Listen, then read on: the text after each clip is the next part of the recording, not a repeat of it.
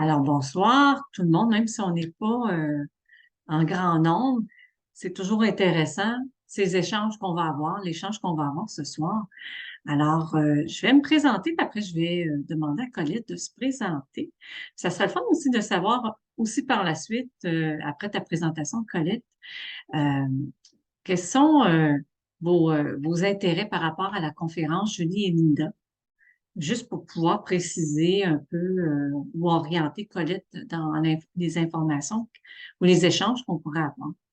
Alors, pour les gens qui ne connaissent pas ou qui vont réécouter cet enregistrement, je suis Ginette Savoie, coach de vie, thérapeute énergétique et formatrice aussi.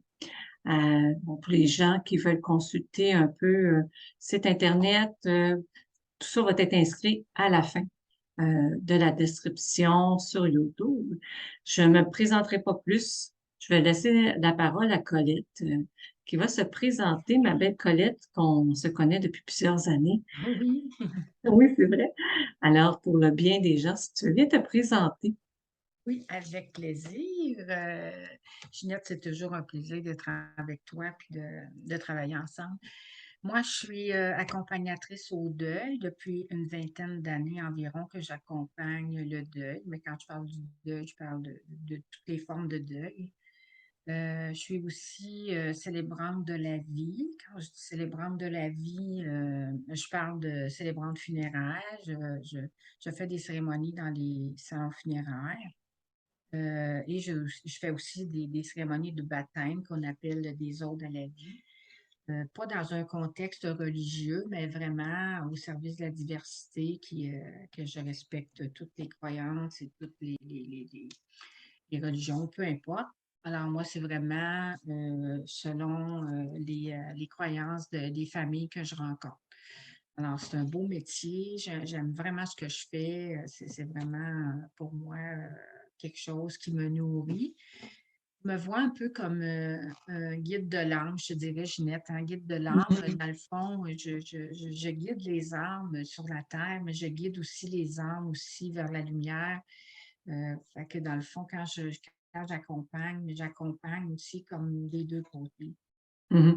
Mais en même temps, ce qu'on pourrait dire, t'es passeur d'âme. Oui, ben c'est ça. T'sais, J'aime bien, oui, j'aime bien dire guide de l'âme, mais ça veut guide de dire l'âme, aussi passeur d'âme, hein, Ginette, je pense que tu vas être d'accord ben, avec moi. je donne une formation dimanche, puis le rôle du passeur d'âme, c'est pas juste de passer les âmes vers la lumière, c'est Non, non. d'accompagner, d'être un guide, d'être un intervenant pour les âmes qui sont sur Terre aussi, qui ont effectivement certains défis ou des accompagnements. Fait qu'effectivement, Exactement. les passeurs d'âme Ouais, aussi. c'est une personne qui va aider les gens dans les passages de vie. Alors, c'est un Fait- passeur d'âme, c'est un peu son rôle. Ça, j'ai découvert ça au fil du temps avec des formations un petit peu que j'ai suivies ici et là, plusieurs avec toi, Ginette. Et puis, j'ai découvert ça que finalement, j'étais une passeuse d'âme. Puis, de par Hmm. mon métier, veux pas, je suis toujours là-dedans. Hein, fait que c'est ça. Fait que j'ai les capacités Ouais. ressentir les âmes qui viennent près de moi. Puis c'est intéressant parce que quand j'écris des cérémonies funéraires ou que je rencontre les familles, souvent je vais ressentir la Hmm. présence de l'âme qui est là. Et puis, parfois, je vais recevoir de l'information aussi. C'est vraiment intéressant. C'est sûr que C'est c'est pas très bien quelque connu. chose que je peux nécessairement, tu sais, parler ouvertement à toutes les familles qui viennent dans mon bureau parce qu'on n'a pas tous les mêmes Non. croyances. Mais cependant, moi, je sais un peu ce qui se passe, tu sais, quand je rencontre la famille, je sais quand c'est la bonne chose qu'on fait, qu'on dit. Fait que c'est vraiment, c'est intéressant tout ça. Ouais. Fait que c'est un peu ça, mon parcours. Mais Parce que, avant que tu continues, vas-y parce que donc. je vais te poser éventuellement la question, qu'est-ce qui t'a amené à travailler dans le deuil? Mais j'aimerais entendre, on a Sylvie aussi qui est arrivée. Sylvie, elle peut ouvrir son micro, puis elle peut mettre sa caméra, ça veut. Elle Bonjour aussi. tout le monde. Bonjour Sylvie.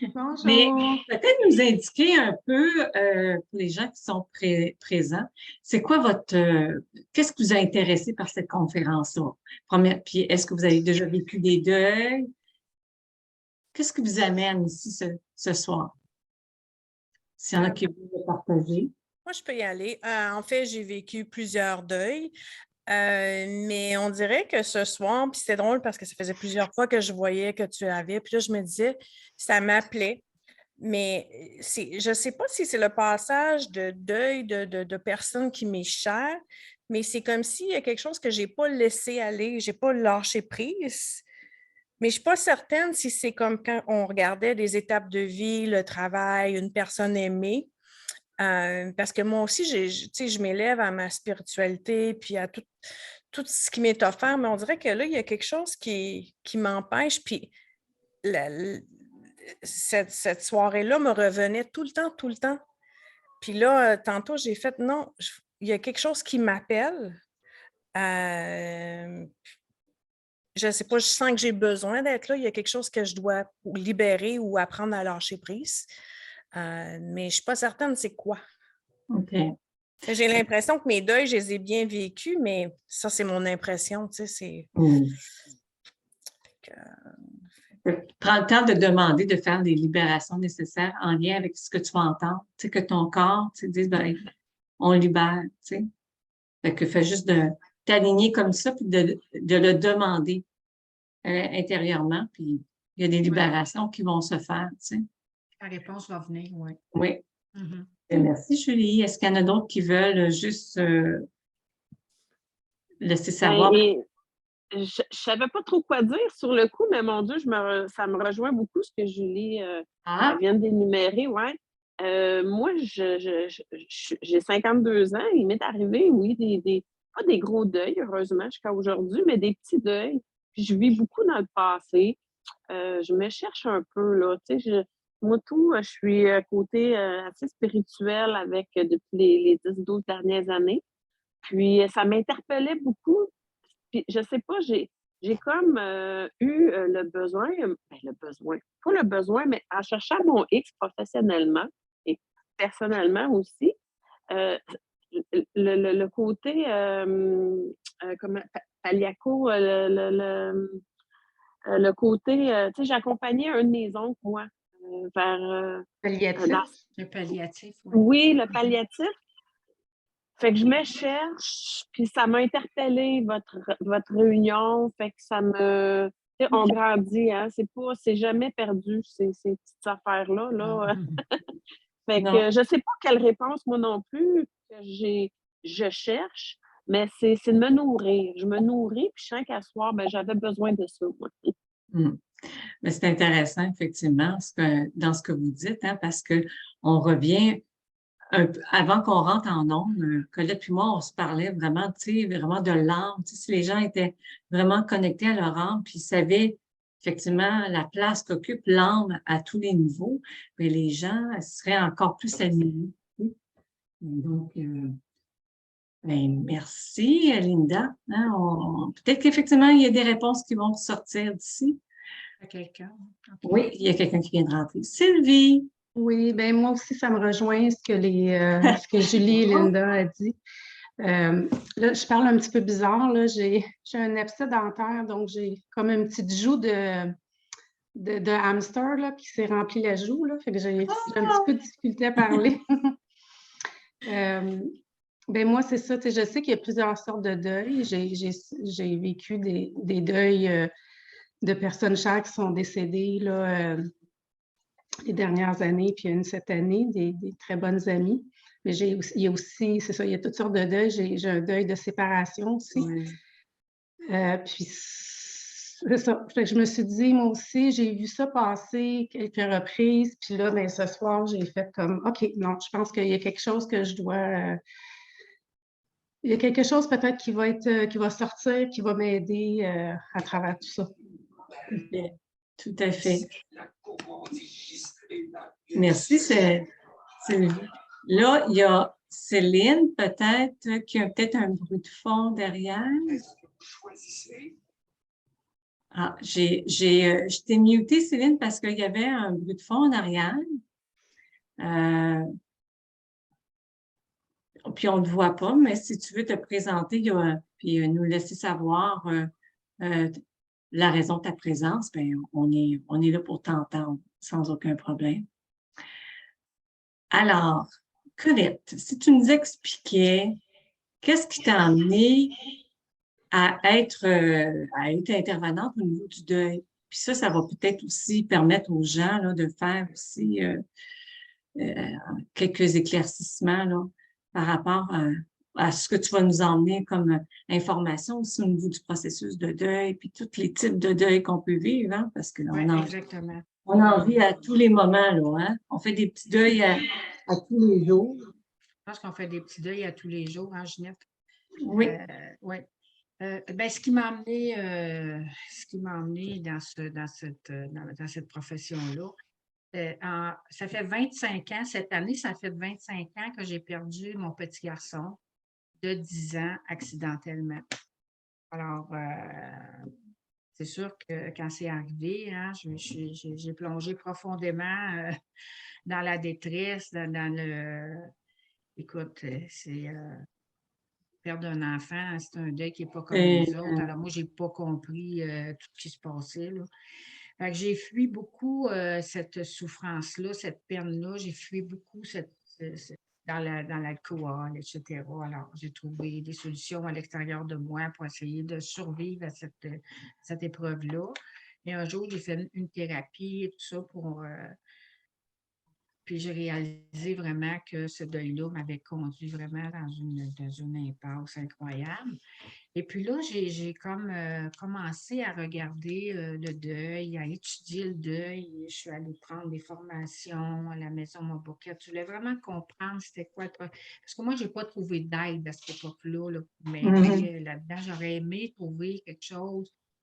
Et on parle de ça, on est en 97, on n'a pas Internet, on n'a pas d'ordinateur, on n'est pas équipé là, comme on est aujourd'hui pour trouver de l'aide, pour nous accompagner là-dedans. Fait que c'est ça, que j'ai déploré ça. Je me disais, je ne peux pas croire que je ne peux pas rien trouver. Fait que plus tard, quand j'ai pris quelques formations, moi, je me suis dit, je veux vraiment offrir ce que moi, j'aurais aimé avoir quand j'ai perdu mon fils. J'aurais tellement aimé qu'on m'explique qu'est-ce que j'étais en train de vivre parce que on a comme tous un peu la pensée magique et cette croyance-là que la première année, ça va être la plus difficile. Après ça, un coup, on va passer la première année, mais ça devrait aller mieux. Puis là, bon, peu importe. On a tous un peu cette croyance-là. Hein. Puis à un moment donné, on arrête d'en parler, mais on a un grand besoin d'en parler. Puis les gens sont comme passés à autre chose, fait qu'on se sent abandonné. Donc, c'est pour ça que quand j'ai commencé à étudier le deuil, j'ai compris beaucoup de choses. Mon Dieu, ça s'est tellement éclairé dans ma tête et tout ça, parce que moi, je me suis dit, je veux vraiment mettre sur pied quelque chose qui va aider, accompagner les endeuillés. Parce que le deuil, dans le fond, c'est un accompagnement. On accompagne le deuil. On va au rythme de l'endeuillé, parce qu'un deuil, c'est tellement, on va en parler tantôt, là. Vraiment, il y a toutes sortes de choses hein, là-dedans. C'est bien de comprendre ça. Moi, ça m'a vraiment été d'un secours Puis incroyable. je trouve qu'on en fait de plus en plus des deuils ces dernières années. On en a fait beaucoup là, ces On dernières en a années. fait là, tu sais, avec la COVID, les adaptations, parce que chaque adaptation qu'on fait dans la vie, c'est des deuils. Ouais, exactement. Deuil de ce qu'on quitte. Ouais. C'est effectivement ça. Là. Ouais. Puis des fois, ces passages-là sont très difficiles, tu sais, de quitter l'ancien pour aller vers l'avant. Puis comment je vais vers l'avant? Tu sais? Oui, ouais, exactement, Ginette, c'est ça. Et là, un deuil, c'est un détachement. Je dois me détacher de ce que j'ai perdu. Donc, plus ce que j'ai perdu, plus c'est important pour moi, plus le détachement va être long, plus il va être difficile. Alors, ça dépend de ce que j'ai perdu. Il n'y a pas seulement la perte d'être cher, qu'on parle d'un processus, tu sais. La perte d'un emploi, la perte, tu sais, d'une La maladie, écoute, il y en a tellement, les la liens maison, matériels, une séparation, peu les importe. animaux. Oui, nos petits animaux de compagnie, exactement. Écoute, on a vu tellement des deuils, c'est incroyable, tu sais, avoir des enfants différents, Ouais. avec tu sais, il y en a tellement de choses qu'on doit se détacher. Et on a beaucoup de difficultés avec le détachement. Mm. Ouais, beaucoup. Parce que nous, les êtres humains, on est des êtres d'attachement, hein, on s'attache. Alors, quand on perd, on doit se détacher de ce qu'on a perdu et c'est ça qui est difficile. Alors, Mais, plus ouais. tu es attaché. Mais ce qui est drôle, c'est que sur le plan spirituel, on dit de se détacher continuellement. Exactement. Ouais. Tu sais, c'est ça qu'on est, on est beaucoup trop attachés. oui, Et, attaché à nos biens matériels, attaché, c'est ça qui fait des souffrances et des défis, effectivement, de... Exactement.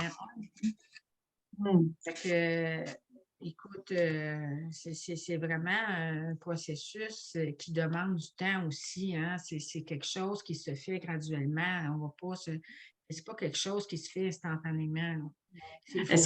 Ça aussi, il faut comprendre ça, là. Ouais. Est-ce que tu veux qu'on mette le PowerPoint? Oui, on pourrait, ça va aider vraiment. Les gens vont Effectivement. comprendre, vont pouvoir me suivre avec ça. Oui, ça va être plus facile. N'hésitez pas, si vous avez Poser des questions, allez-y. Puis tu me On peut diras. juste partir peut-être en. T'es-tu en diaporama, Ginette? Non, je suis en mode, je vais devoir baisser tranquillement. Là, je te vois, mais je ne le vois pas bien. Tu le vois pas bien? Ben, je ne sais pas, le voyez-vous, ça? On voit d'autres choses en arrière. OK, ouais, c'est peut-être, je vais juste fermer ça. Ou je peux le partir de mon côté aussi. Tu pourrais le partir de ton côté aussi. Je t'ai mis co-hôte, donc tu pourrais le faire aussi. Juste l'éteindre, puis tu vas aller le chercher. Attends un petit peu. Je vais l'ouvrir. Vive la technologie. Ah, oui. Faut s'ajuster. Ça aussi, c'est des deuils, hein? Ah, Tu sais, bon, oui, oui, exactement. Attends un petit peu. des deuils d'un autre fonctionnement. Je vais l'ouvrir.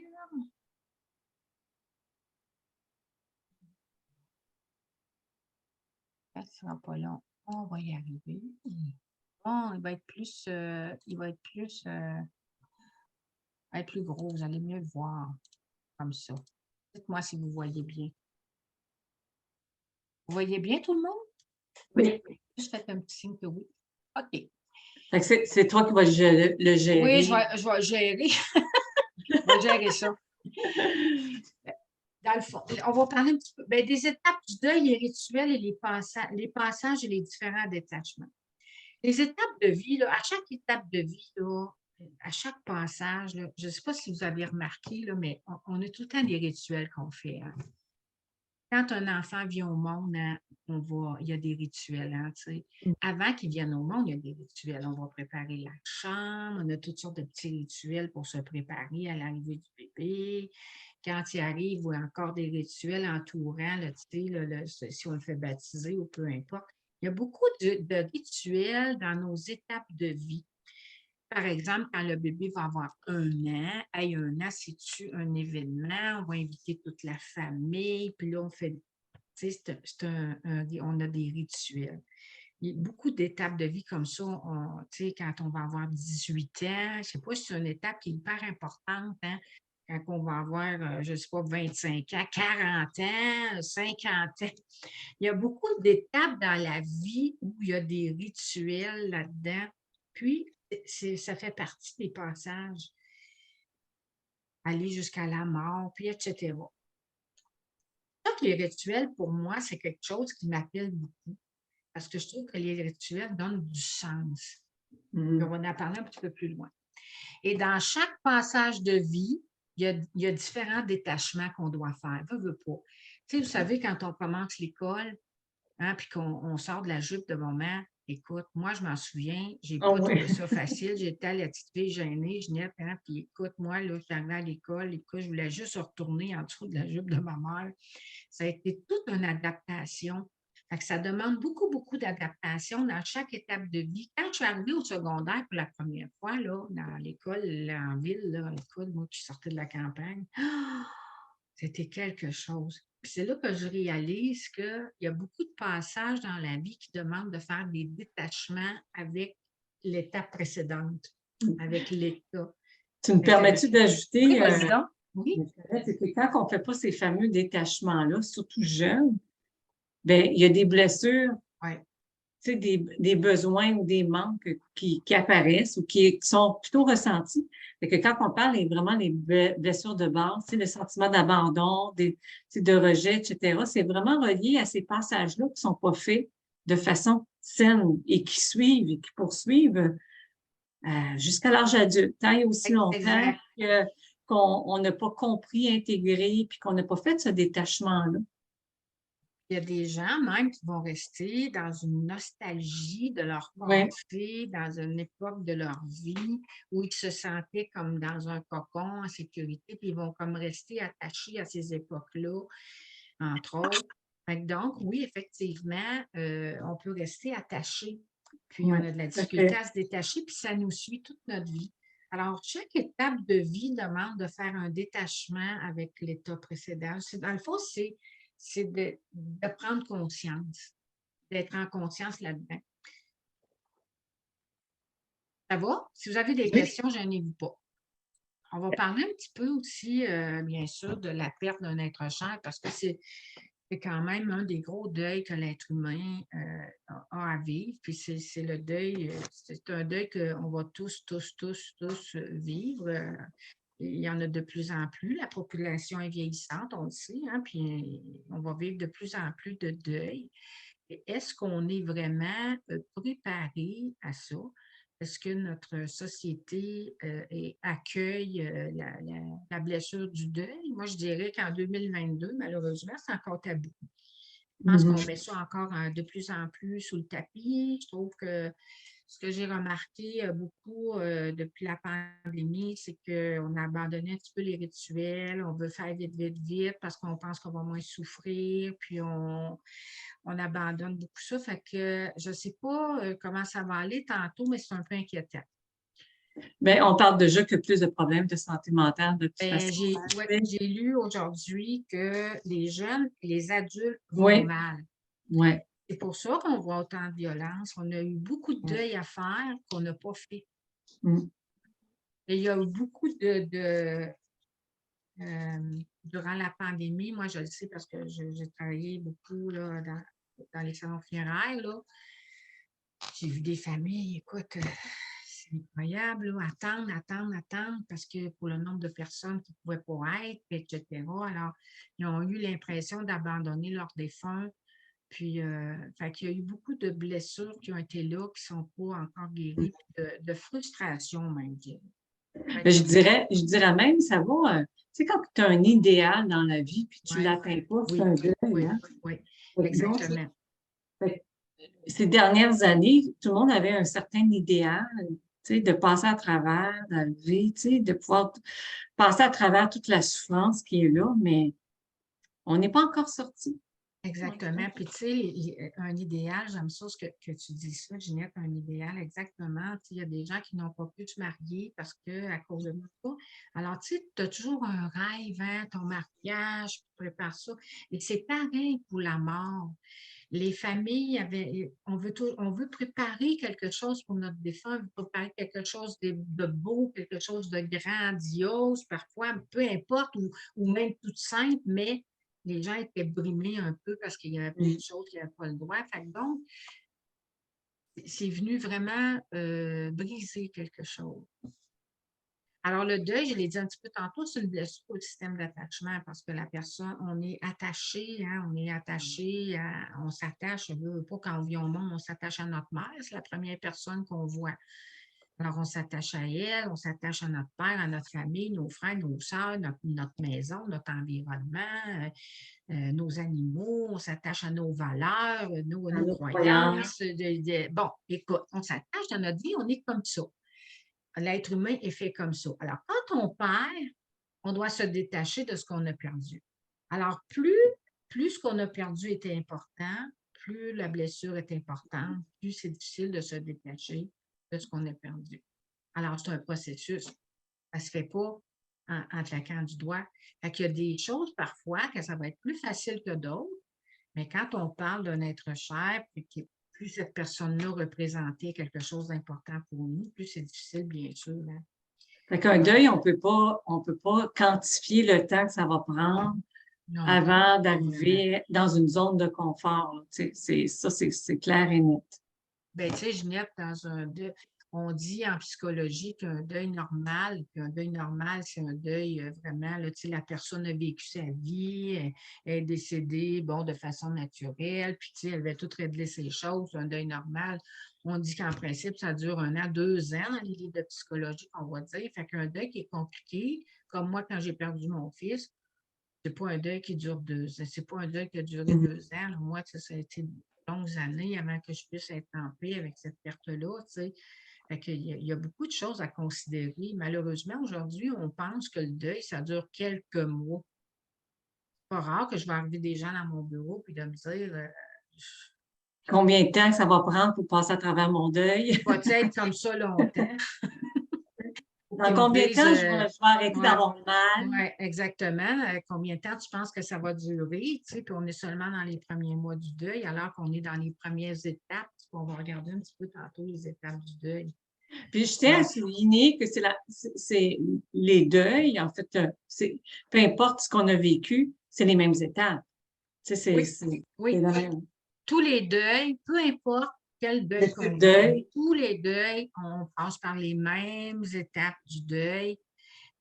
Ce qui fait la différence, c'est l'attachement. Mm. Ouais. Le deuil, lui, est unique. Là.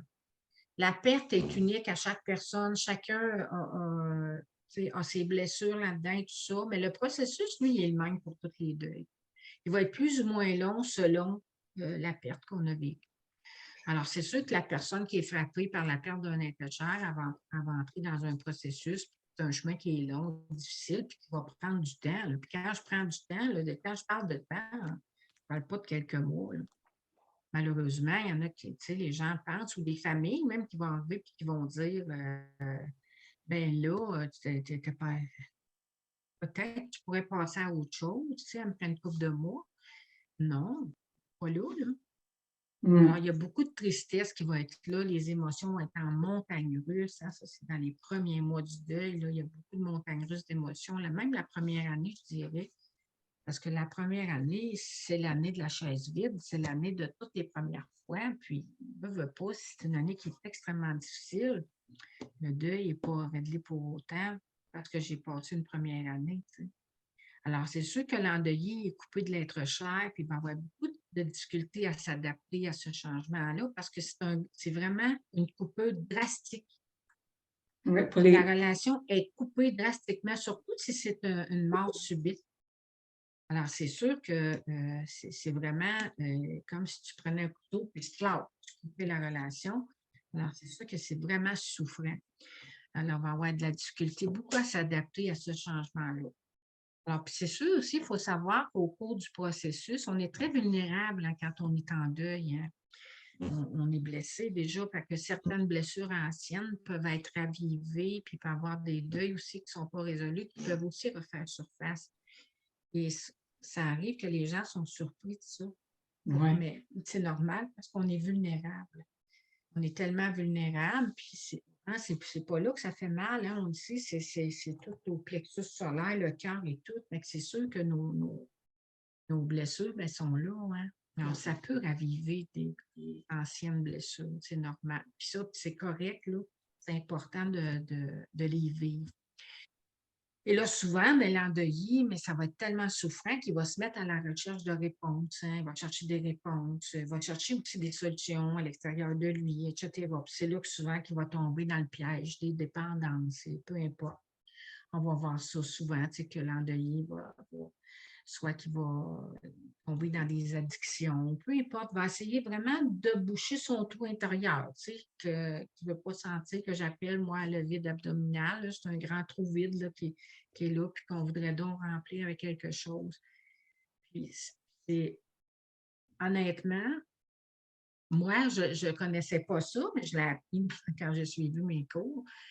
Mais quelques années plus tard, moi, mon mari a fait un AVC. Et à cette époque-là, j'avais eu beaucoup d'informations. J'étais déjà dans l'accompagnement au deuil.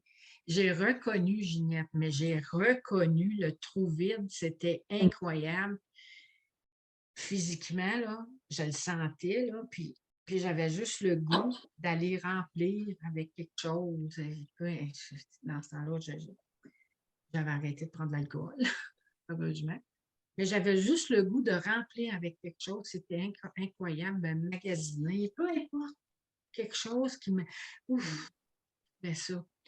Mais je l'ai reconnu, puis heureusement, je l'ai reconnu, je l'ai accueilli, j'ai dit, OK, t'es là, toi. Bon, OK. Donc, OK, je Oui, parce que m'appelle... tu faisais plusieurs deuils, même avec, Ah, c'est ça, sans rentrer dans les détails, c'est ça, la perte de cet handicap-là de ton conjoint t'a emmené aussi à vivre autre chose au niveau oui, familial. ben Et oui. et Au niveau autres deuils. familial, on a dû vendre la maison, toute l'entreprise, on a tout perdu, on va le dire comme ça, puis c'est comme ça que c'est arrivé aussi. Pour avoir tenu ça à bout de bras pendant un an, on a tout, parce qu'on était travailleurs autonomes tous les deux. Fait que là, ça a été un deuil après l'autre, puis c'était une multitude de deuils tout en même temps. Fait que c'était vraiment pas évident tout ça. Fait que quand on parle de détachement, là, ça s'est pas fait du jour au lendemain, ça, tu sais. Le deuil de notre fils a été extrêmement difficile, mais ce deuil-là a été aussi extrêmement difficile. Parce que là, on était continuellement dans des processus de détachement, tout le temps, au quotidien, en journée longue. C'était fou. On dit que ça rend quasiment fou. On peut dire ça, vraiment. Il faut vraiment, en tout cas, être Puis, conscient de ce qui se passe. effectivement. Puis je tiens juste à rajouter pour les gens qui nous entendent, c'est pas les, l'in- non, je vais le dire autrement, la grandeur du deuil, tu sais, ou l'incident, l'accident qui fait que le deuil, il est soit petit ou grand, qui va durer, je sais pas si je m'explique bien, là. C'est comme là, C'est tu parles. l'impact. C'est C'est ça. l'impact que Parce ça que dans notre vie. ça peut être des petites situations, mais Oui, un grand deuil à vivre. Tu sais, je pense que je l'ai vu comme ça. Tu sais, oui. quelqu'un qui quitte sa job, qui est mis à pied, mais ça faisait 20 ans qu'il était là. On sait qu'on peut retrouver un autre emploi, mais ça peut être assez suffisant pour que la personne vive un deuil énorme, aussi grand Exactement. que si il y avait une perte d'un être cher. Fait que c'est pas vraiment la nature de la situation là, qui vient expliquer le type de deuil. Fait qu'il y a des... Oui, bien, c'est vraiment ce que ça représente. Ouais. Qu'est-ce que ça représente? La perte, elle représente quoi pour moi? Si je dis la perte représentait tout, là, c'est quelque chose, là, ça va être difficile, mon deuil. Tu sais, si le travail, mettons, ce travail-là représentait là, 80% de la vie de la personne, là, parce que toutes ses amis étaient là, parce qu'il y avait ci, puis il y avait ça, c'est là qu'elle allait chercher sa confiance en elle. C'est bon. Écoute, ça va être difficile, là. Exactement. Elle va avoir le même vide que toi, tu as eu. Le même vide. Ah, Parce ben que oui. comment Ben oui. remplir ce vide-là? C'est pas rare qu'on va voir des gens se tourner vers des dépendances, vers le jeu, vers l'alcool, vers les médicaments, vers la sexualité, bon, peu importe, tu sais, aujourd'hui, c'est facile, là. C'est pas rare qu'on va voir ça, puis moi, j'entends ça souvent, là, des choses comme ça, là. Alors, il faut faire attention, tu sais, de ne pas régler le deuil par un problème, tu sais. Parce que là, dans le fond, le deuil, c'est pas un problème à résoudre parce qu'il n'y a pas de solution au deuil. C'est un processus. C'est un processus de réparation. Fait que dans le fond, il y a deux choix qui s'offrent à l'endeuillé, c'est soigner sa blessure et choisir de vivre ou ne rien faire et se laisser mourir. Tu sais, moi, ça a été ça. J'étais en train de me laisser mourir, mais un jour, j'ai décidé que je voulais vivre. Fait que j'ai décidé de soigner ma blessure au lieu de me laisser mourir. J'étais comme en train de me suicider un petit peu sans le savoir, mais c'était ça pareil. Tu sais, à chaque jour, je portais ma croix, comme on dit, là, c'était incroyable, tu sais, quand j'y pense aujourd'hui. Mais il fallait que tu passes par là. Oui, exactement, oui, oui. Mais Exactement. aujourd'hui, je me dis, waouh, c'est ce qui fait de moi ce que je suis devenue, tu sais, fait que oui, c'est correct, tu sais. Il y a plusieurs facteurs qui vont influencer aussi votre processus de deuil. Fait que c'est sûr que la relation qu'on avait avec la personne, hein, ou avec ce qu'on a perdu, mais ça va beaucoup influencer notre processus, hein, qui va être plus ou moins long, tout dépendant. compliqué parce qu'il y a des deuils qui sont compliqués parfois, là. Oui. Le rôle aussi qu'elle jouait, cette personne-là, dans ma vie, même dans les séparations, c'est la même chose, là. Puis Sylvia nous disait qu'elle vivait aussi une séparation. Alors, qu'est-ce que le rôle qu'elle jouait, cette personne-là, dans notre vie? Il y a tous les conflits éventuels aussi, là, qui vont venir vraiment perturber le processus du deuil. Puis ça, c'est des choses, malheureusement, que j'entends beaucoup trop souvent. Les familles reconstituées, ou peu importe, les conflits qu'il y a dans les familles, là, autour des héritages, ou peu importe, c'est incroyable, là. Je ne croyais pas qu'il y en avait autant, finalement. Ah oui. Ben, moi, là, je vous le dis, là, j'en rencontre là, continuellement à toutes les semaines. Des familles déchirées, brisées, qui ne se parlent pas, qu'on ne sait pas si tout le monde va être là. Je suis arrivée dans une cérémonie funéraire, là, quelques semaines, il y avait 5 personnes. Parce que la famille sont en chicane, tu sais, fait que c'est quelque chose quand même. Il y a tous les non-dits, les choses non réglées entre elle et vous. Tu sais, si la personne est décédée subitement, puis il y avait plein de choses qu'on n'avait pas réglées, plein de non-dits, mais c'est sûr que là, je vais être poignée avec ça, puis ça va influencer beaucoup mon processus de deuil. Les conditions aussi du décès, hein, on sait qu'un accident subi, c'est pas la même chose que quelqu'un qui est décédé d'une longue maladie. C'est pas la même chose. L'âge de la personne aussi, c'est pas la même chose que perdre son père à 92 ans, que moi, j'ai perdu mon enfant à 10 ans. On ne parle pas du même procès, on parle pas du même deuil, hein? Mais non.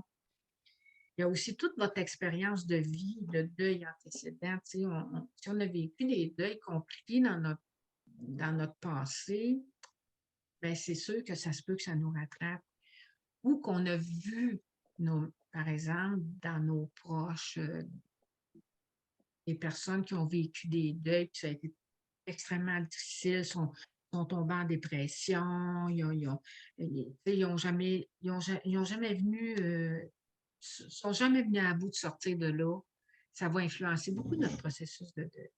Ça, c'est des questions que je vais poser parfois. Est-ce que vous avez eu des deuils dans votre vie? Est-ce qu'il y a eu des deuils autour de vous dans votre passé? Comment on vivait ça, le deuil chez vous? C'est pas rare que je vais entendre, par exemple, quelqu'un va me dire, nous, on a perdu, je me souviens, j'ai perdu mon petit frère, j'étais toute jeune. Puis moi, ma mère, elle n'a jamais pris ça, mais jamais, jamais qu'elle a accepté ça. Ma mère est tombée en dépression après.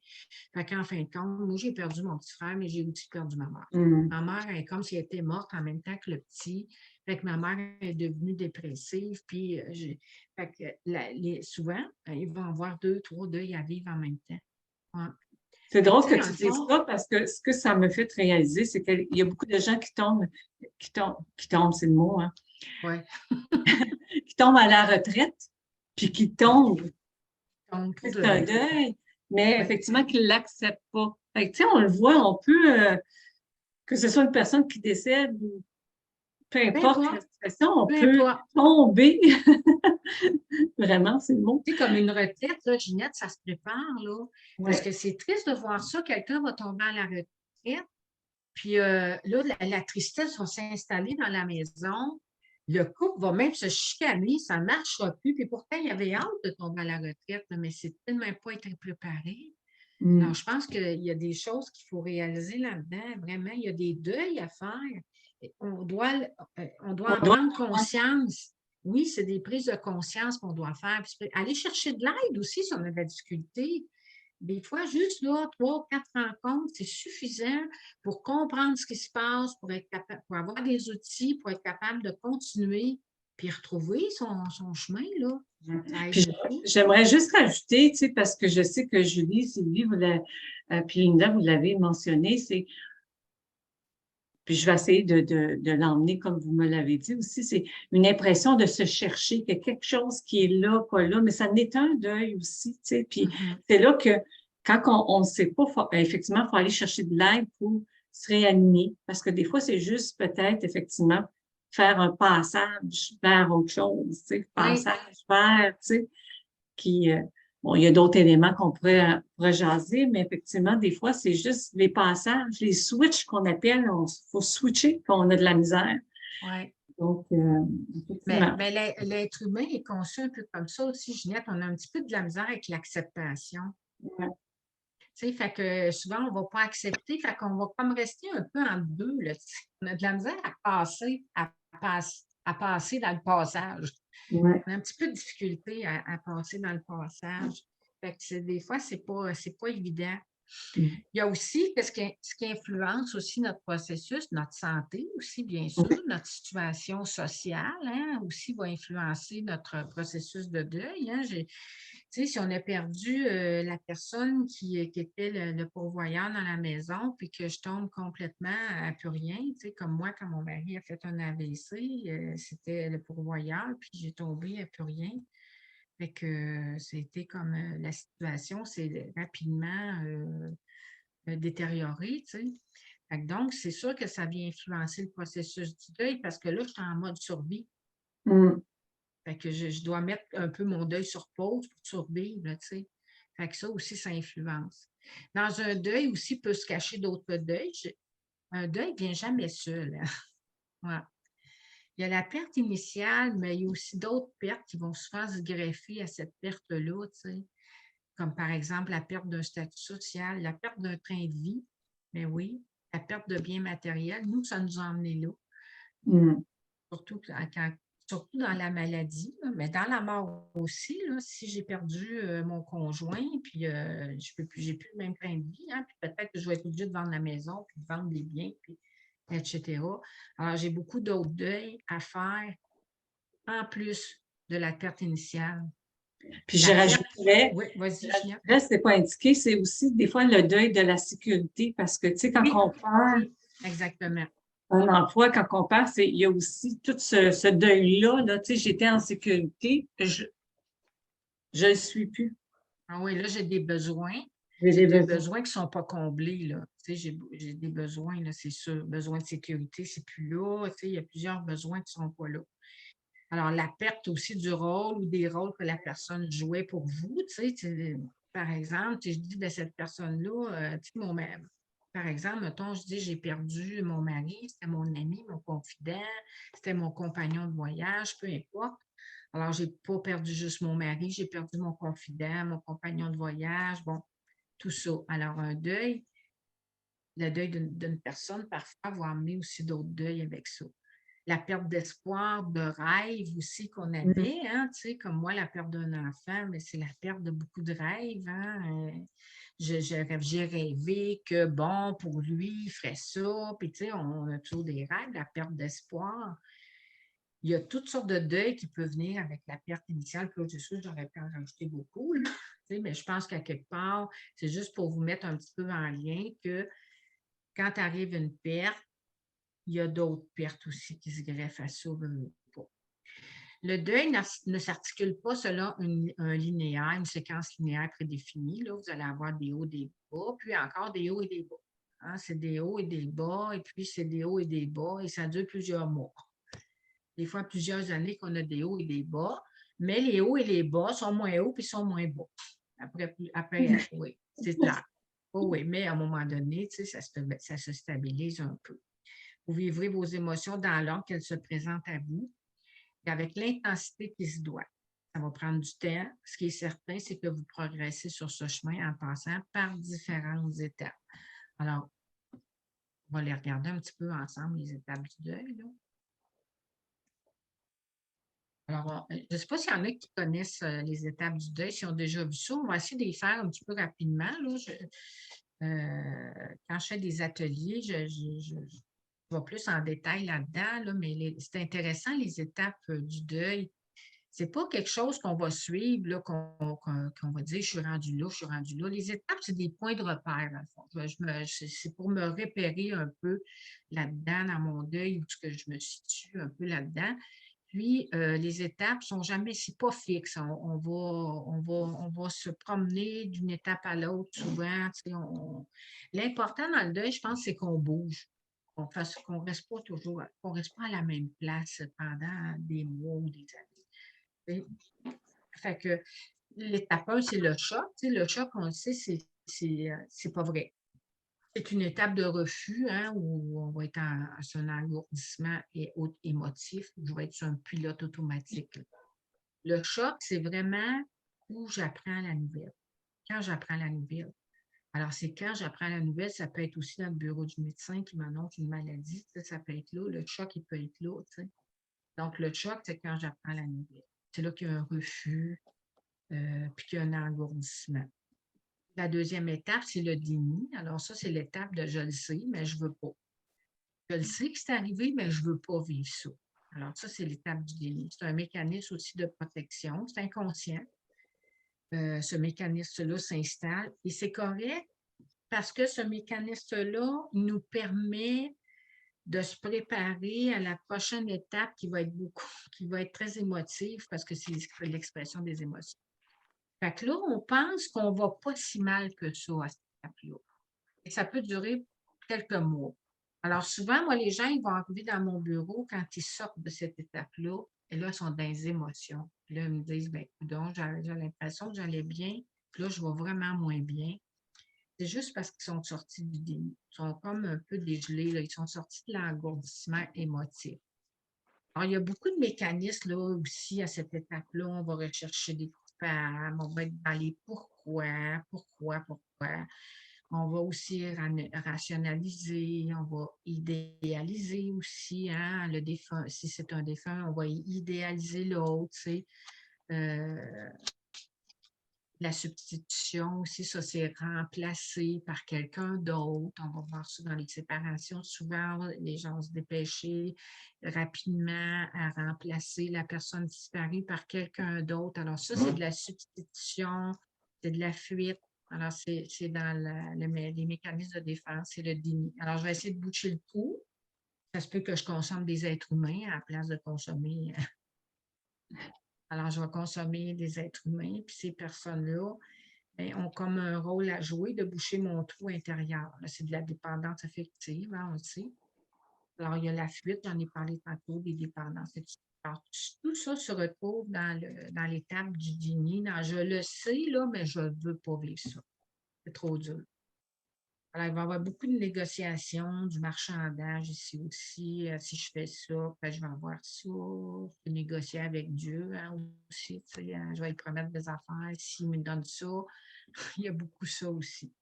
Est-ce que tu dirais qu'à cette étape-là aussi, dans le déni, ça peut être je nie mes émotions, mes Oui, sentiments, oui. je veux même pas les ressentir parce que ça fait de la peine, peu importe ce que je vis, tu sais, je me mets. Puis il y en a même qui s'en vont même dans un mode je travaille plus, j'en fais plus, Oui, caché. exactement. Ouais. Ça fait partie des fuites, Ginette. Alors, Ouais. je peux fuir dans le travail. Fait que là, je vais me mettre à fuir dans le travail. Je peux fuir dans le sport. Je vais m'entraîner le soir. Je vais suivre des cours. Je vais travailler. Je ne vais jamais m'arrêter. Je ne vais jamais m'arrêter. Fait que puis je vais fuir. Je suis en fuite. Alors, ça, là, c'est très fréquent qu'on voit ça. Moi, ça a été ça. En tout cas, j'ai fui beaucoup dans le travail, dans l'alcool, dans le magasinage, bon, peu importe, là. J'ai fui beaucoup.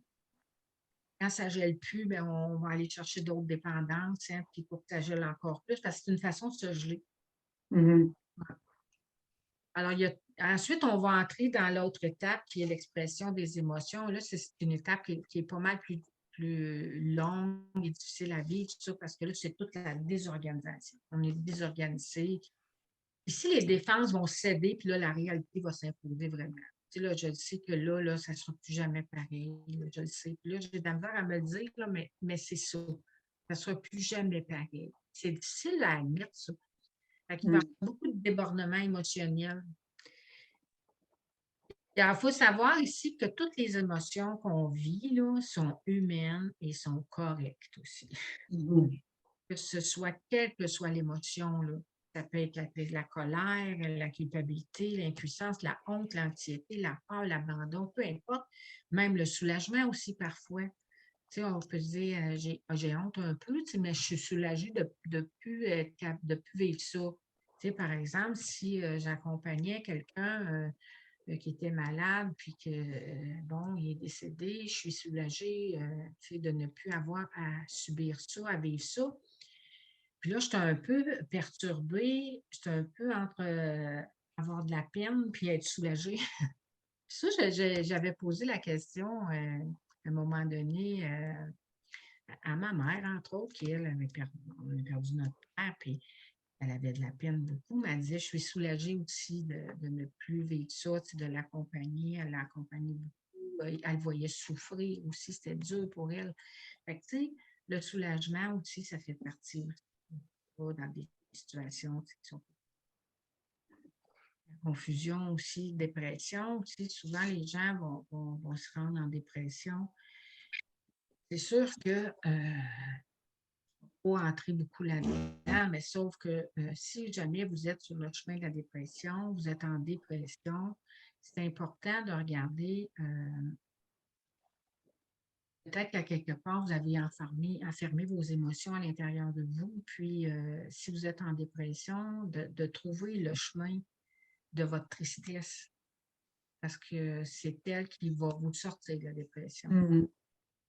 Ouais, c'est qu'on enfoui la tristesse à l'intérieur de nous et ça a causé beaucoup de pression à l'intérieur, puis on est allé en dépression. Souvent, c'est beaucoup d'émotions qui ont resté enfermées à l'intérieur de nous, parfois depuis de nombreuses années. Et puis, ça nous a conduit à la dépression.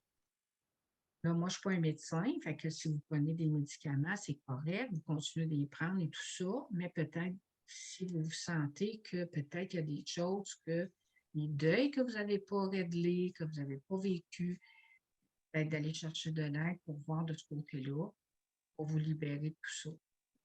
Et ça va vous aider à sortir de la dépression. Parce qu'on sait, hein, ce qu'on n'exprime pas Imprime. s'imprègne, puis ça crée des maladies. Exactement.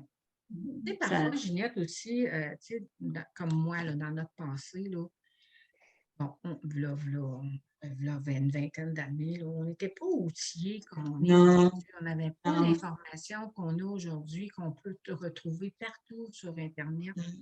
Et fait qu'on était beaucoup moins outillés. Fait qu'on ne savait pas trop, tu sais, bon, ce qu'on avait, c'est quoi les mots qui nous habitaient, comment se libérer de tout ça aussi, tu sais. Fait que donc, il ne faut pas se taper sur la tête surtout. Non, absolument Non. pas. C'est juste en prendre conscience, accueillir, et après ça, on va se libérer. Mm.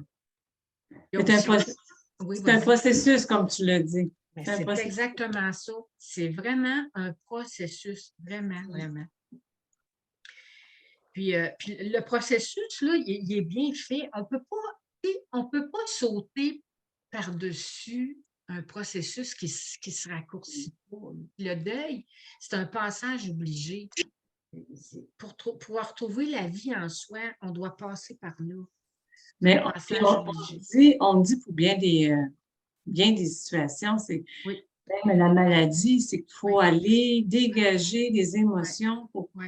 se guérir. Et c'est la même affaire au bout du deuil. Parce, C'est oui, parce qu'on prend, je pense qu'aujourd'hui, on en prend plus conscience. Moi, en tout cas, j'en prends conscience que les émotions qui ne sont pas exprimées s'impriment à l'intérieur de nous, ils se cristallisent même, je dirais, et ils touchent beaucoup nos organes et tout notre intérieur, là, je l'être au dirais. complet.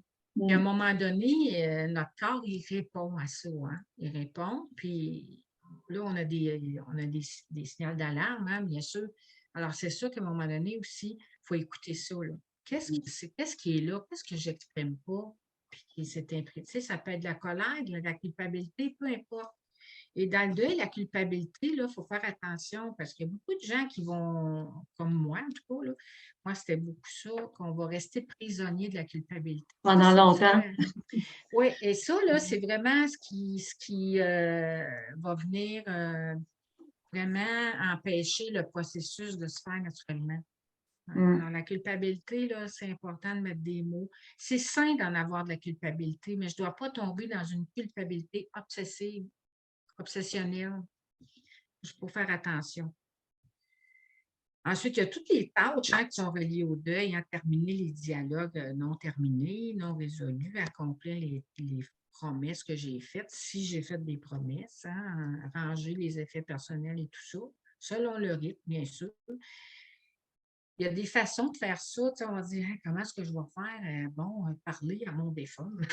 Moi, j'aurais aimé ça dire ça, tabarouette, je ne sais pas. Peu importe, terminer les dialogues, les non-dits et tout ça. C'est simple. Je vais vous donner des trucs tantôt, là. Je n'en parlerai pas tout de suite, là. Je vais me répéter sinon. Mais je vais vous donner des trucs tantôt pour les promesses, c'est la même chose aussi.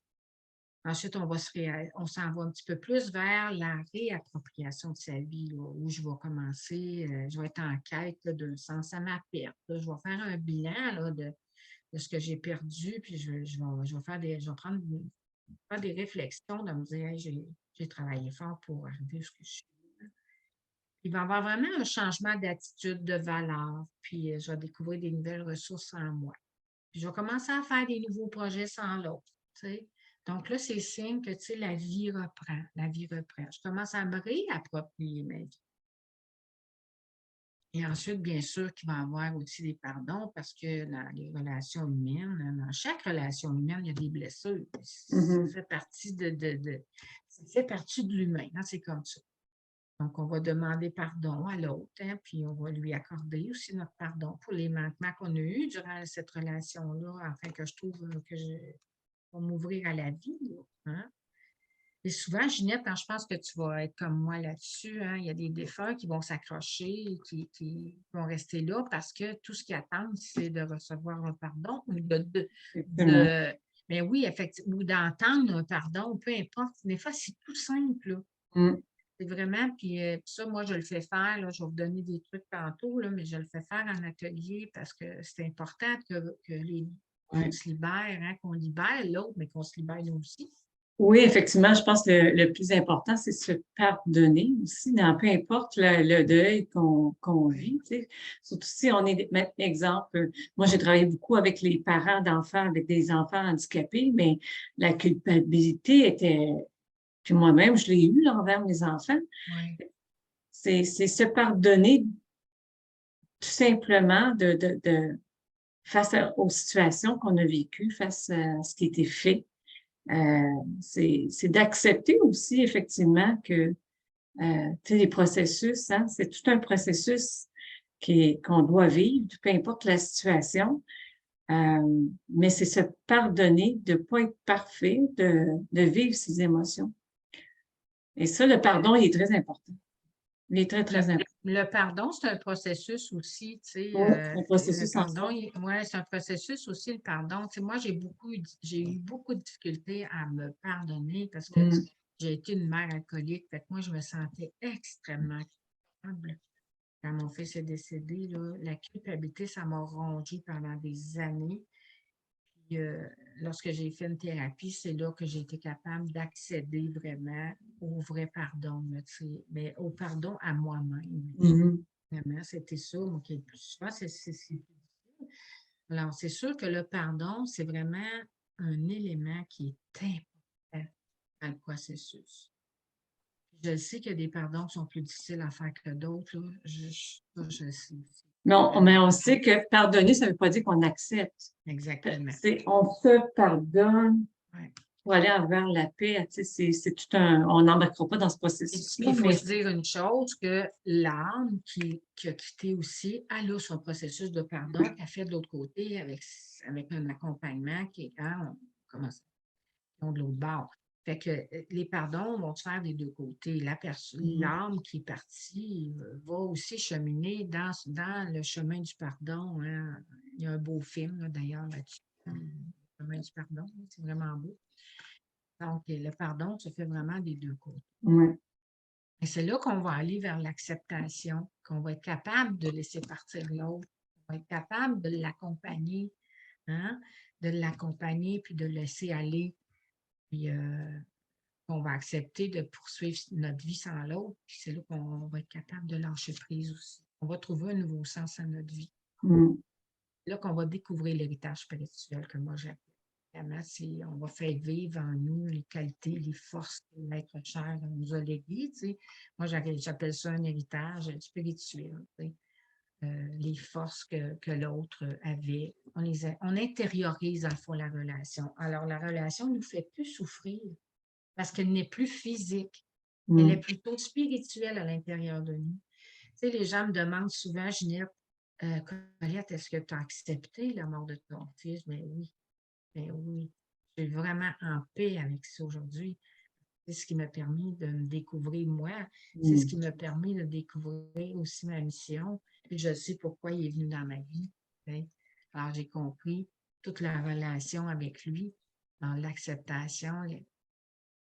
Ça me donne un... Je pense pas que mon fils, là, c'est ça qu'il aurait voulu que moi, je me laisse mourir. Hein? Je pense pas que c'est ça qu'il aurait voulu. Absolument pas. Mais non. Alors, aujourd'hui, mon fils, tu sais, si je pense à lui, je sais qu'il doit être super fier de sa maman, tu sais. C'est ce que je me dis, waouh, c'est ça un peu le but. Alors, en quoi un rituel personnel de deuil est-il thérapeutique? Ben, c'est un peu mon sujet ce soir. C'est comment créer son propre rituel. Un rituel est bien défini dans le temps avec un début, un milieu, une fin. Tu sais, par exemple, je ne sais pas, on a tous des rituels au quotidien, d'accord? Bon, moi, j'ai un petit rituel le matin, j'allume ma petite chandelle, je me fais un café, là, je prends ma doudou, je m'assois dans ma chaise, puis là, je me prends soit une petite lecture, peu importe. On a tous ces rituels, hein, au cours de notre journée. Alors, mon rituel, c'est tout, j'ouvre mon rituel, il y a un milieu, il y a une fin. C'est ça, un rituel. Ça donne un cadre à la souffrance, puis ça aide à canaliser aussi nos pensées et nos émotions, de façon de les apprivoiser. Puis dans le deuil, je trouve que les rituels sont importants. On dit que s'il est répété régulièrement, le rituel deviendra une habitude et cette habitude créera un sentiment de sécurité et de stabilité. Ouais. C'est vrai que les rituels, c'est quelque chose qui nous sécurise. Les Oui, c'est enfants, apaisant. là, oui, puis les enfants, là, Ginette, hein, les On a rituels besoin des de enfants, toute leur routine, là, tu sais, leur petite routine, là, c'est comme un peu des rituels. On a tout le rituel du dodo, le ci, le ça. Ça les sécurise, les enfants. Alors, les adultes, on est pareil aussi, ça nous sécurise, les rituels. C'est stable. Le rituel va aussi aider à se confronter à des choses laissées en suspens dans la relation avec une autre personne qui est décédée. Ça peut être l'occasion de dire au revoir, de nommer des regrets ou encore d'accorder un pardon si besoin est. Parce qu'il y a tant de choses qui est possible de dire au cours d'un rituel personnel. Puis je vais vous donner d'autres trucs, là. D'autres exemples de rituels. OK. Voilà. Le premier, c'est écrire à la personne disparue et le rôle de l'écriture. On sait que l'écriture, c'est thérapeutique principalement pour travailler le deuil. Là, moi, on devrait tous avoir un petit journal de deuil quand on traverse une épreuve, peu importe. Fait que tu dirais, si c'est notre deuil, c'est pas par rapport à une personne disparue, mais tu dirais, c'est ça, la même chose d'écrire par rapport à la situation, par rapport. Exactement, oui. Oui, peu importe ce que je dis, là, je suis dans un processus de changement, d'adaptation, peu importe de lâcher prise de quelque chose, peu importe l'écriture pour ceux qui aiment écrire, puis même si on n'aime pas écrire, on peut toujours essayer. Donc, de nombreux thérapeutes, médecins ou chercheurs spécialisés, là, surtout dans le deuil, comme Elisabeth Kubler-Ross, c'est une psychiatre de renommée mondiale, là, elle explique qu'il est important d'extérioriser ses émotions lorsqu'on vit un deuil, notamment par le biais de l'écriture.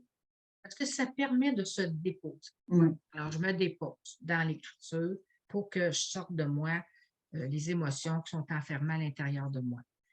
Alors, nous vous encourageons donc à écrire à la personne décédée en lui faisant part de vos sentiments, vos reproches aussi, votre colère, votre chagrin, votre manque, peu importe. Bref, toutes les émotions qui vous traversent, tout est correct. C'est pour vous autres que vous écrivez.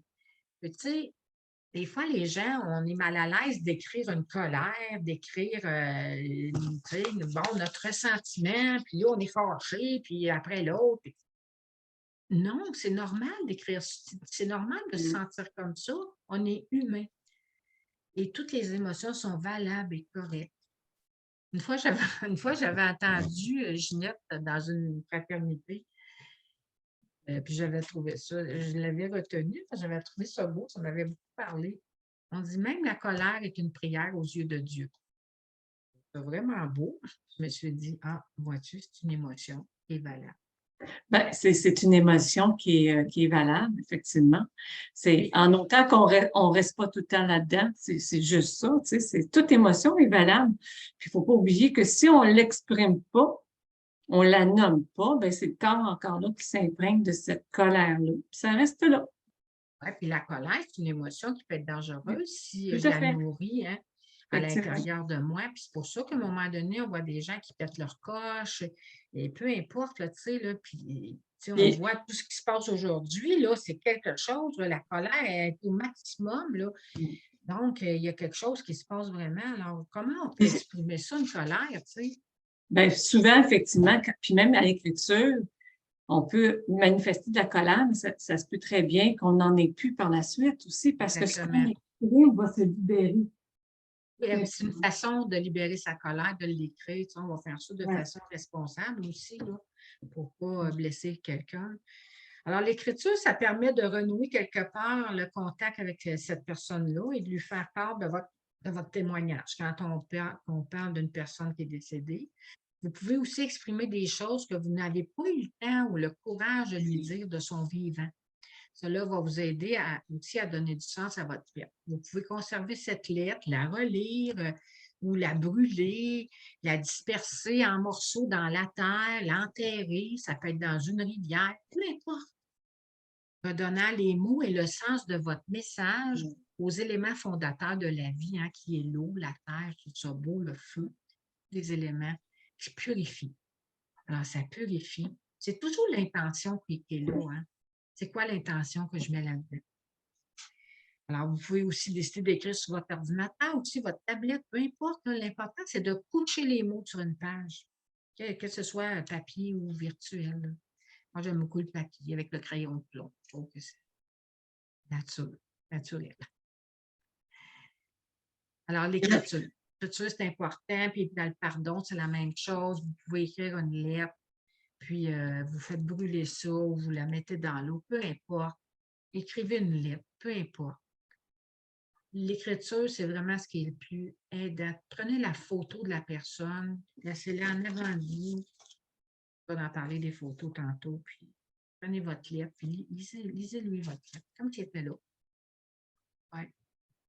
Peu importe, là, c'est sûr que ça va faire quelque chose. C'est sûr qu'il y a quelque chose qui va se dégager. Dans l'écriture aussi, je ne sais pas s'il y en a qui connaissent ça, les pages du matin. Les pages du matin, là, il s'agit d'écrire tous les matins 3 pages dans un carnet. Pourquoi 3 pages? Parce que la première page, vous écrivez, là, vous prenez votre papier, vous écrivez tout ce qui vous passe par la tête, n'importe quoi. Peu importe. Vous écrivez tout ce qui vous passe par la tête. La deuxième page, vous vous rendez compte que peut-être vous ne savez plus quoi dire. Ça se peut que ce soit une page blanche. Enfin, à la troisième page, qu'il se passe quelque chose. C'est vraiment là. C'est bien souvent votre inconscient qui va ressurgir. Des idées, des émotions, des mouvements vont remonter. Alors ça, c'est vraiment un exercice là, que je n'ai pas mis en pratique encore, mais j'ai conjugué. J'ai trouvé ce truc-là. Je l'ai vraiment fait imprimer. Je me suis dit, mais je connais quelqu'un qui le fait et elle a fini par écrire un livre. Ouais, en faisant cet exercice-là. Oui, vraiment. Ben, sûrement, parce que moi, j'écris énormément le matin. C'est une façon de me connecter. Je fais des remerciements aussi. Oui. Quand j'ai des émotions, j'adresse ça à l'univers, je dis, bon, avez-vous des solutions, blablabla. Puis des fois, effectivement, tu dis, OK, c'est vrai. À un moment donné, il y a comme un blanc qui s'installe. Oui. Continuer encore plus à faire des prises de conscience. Exact.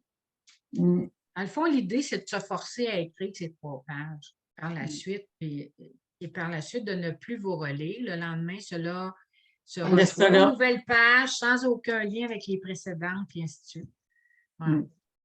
C'est pour ceux qui aiment écrire, là, puis même ceux qui n'aiment pas écrire, des fois, on se découvre on se découvre des passions. Le rôle des images dans le rituel du deuil, bien, il y a les photos aussi, les vidéos et tout ça. C'est sûr que ça a aussi un rôle dans le deuil, hein. On a besoin de se souvenir des moments qu'on a partagés avec la personne, de regarder des photos, des vidéos. Peut-être au début, ça va être plus difficile, mais à un moment donné, on va sentir le besoin de regarder ces choses-là. C'est une manière, dans le fond, de prolonger la présence le plus longtemps possible. Tu sais. La personne défunte redevient présente à travers ces images-là. Ça va aider, dans le fond, à supporter sa disparition. Puis les images vont jouer un rôle important là-dedans. Ça va vous permettre d'ancrer votre être cher dans le moment présent, de vous rapprocher de lui quand vous en sentez le besoin. Mais à un moment donné, vous n'aurez plus besoin de ça. Mais au début, ça peut être très aidant. Vous pouvez aussi parler à cette photo-là et exprimer vos émotions. Comme je disais tantôt, vous pouvez prendre un papier, une lettre, vous pouvez lui lire. Peut-être qu'elle soit là. Réaliser un album photo, retracer les beaux moments de la vie que vous avez eus ensemble. Vous pouvez créer un site Internet à sa mémoire. Peu importe, pour vous rappeler des beaux souvenirs. Au début, on dirait qu'on sent le besoin parce qu'on a peur que les gens l'oublient, on a peur qu'il soit oublié, puis on ne veut pas qu'il soit oublié. Ouais, puis on sent vraiment ce grand besoin-là. Moi, j'avais fait ça, j'avais fait un album photo. C'était pas long, 10 ans, mais quand même. C'est un album que j'ai fait, que j'ai toujours gardé précieusement parce que c'est tous les beaux souvenirs que j'ai avec mon fils.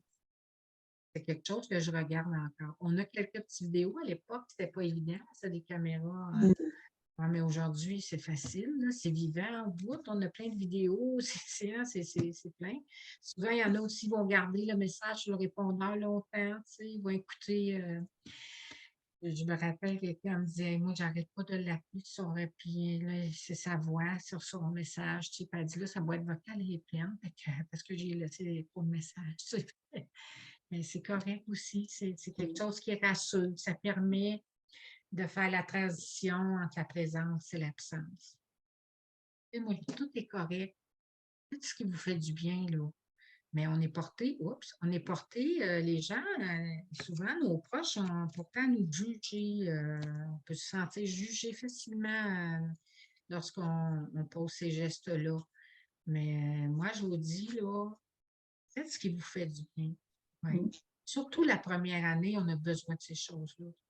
Puis je dirais, pour les enfants qui perdent un parent, là, Ah oui, oui. ça, c'est vraiment là, très important là, parce qu'effectivement, c'est un grand deuil autant pour les enfants, Oh là, mon Dieu. ou même tu sais, le grand-parent qui décède, mais il était proche. C'est vraiment important de Je vois pouvoir ça, matérialiser. Oui. ouais, je vois ça dans les cérémonies, là, tu sais, ouais, j'en ai vécu, là, des petits-enfants qui ont perdu leur maman, il y en a que c'était leurs grands-parents, puis les enfants ont beaucoup d'émotions. Fait que moi, je fais vraiment attention aux enfants, surtout dans les cérémonies. Je les implique dans les rituels. Puis ça les aide beaucoup, beaucoup, beaucoup, les enfants. Ouais. Ils ont Puis besoin d'être oui, puis même pour une identifiés. séparation, hein, tu sais, Ouais, parce que c'est comme c'est ouais. des deuils, Ah, c'est ouais. d'arriver à non, C'est important de pas ne dire pas mentir. normaliser, Ouais, mais tu sais, oui. d'arriver avec Mhm. des Ben, outils qui permettent ce passage. exactement. Puis c'est important de ne pas mentir non plus aux enfants. Quand les enfants posent la question, vaut mieux donner la réponse, tu sais. Fait que ça, il faut faire attention aussi parce que des fois, il y a des parents qui vont être tentés de mettre les enfants de côté. Non, non, il est trop petit, il ne peut pas voir ça. Puis on prend le temps, puis on va lui expliquer tout ce qui va se passer. Il va poser des questions, puis on va répondre à ces questions, puis ça va être correct. Ouais. On ne soupçonne pas ça des fois que les enfants sont quand même forts, hein, tu sais. Ouais. Parce que plus tard, ils risquent de nous en vouloir quand ils vont apprendre la vérité. Fait que de bien les informer quand ils posent des questions, c'est important. On ne va pas au-devant, mais ils vont poser des questions pour pouvoir répondre. Les pouvoirs de la musique aussi lors du deuil, ça aussi, ça aide beaucoup. Tu sais, même il y a de nombreux scientifiques, Oui. thérapeutes, médecins qui vont rappeler que la musique, c'est vraiment un effet là, bénéfique sur le cerveau. Tu sais, d'avoir ta liste de musique à toi, là, puis de mettre ta musique là, que tu aimes pour libérer la dopamine, là, c'est l'hormone du bonheur. Là. La musique, c'est une amie qui peut accompagner également là, la tristesse là, dans les épreuves. Là. Elle possède également le pouvoir supplémentaire de remettre sur pied quelqu'un, là, parce qu'elle rappelle la vie et les souvenirs heureux que vous avez partagés avec le défunt.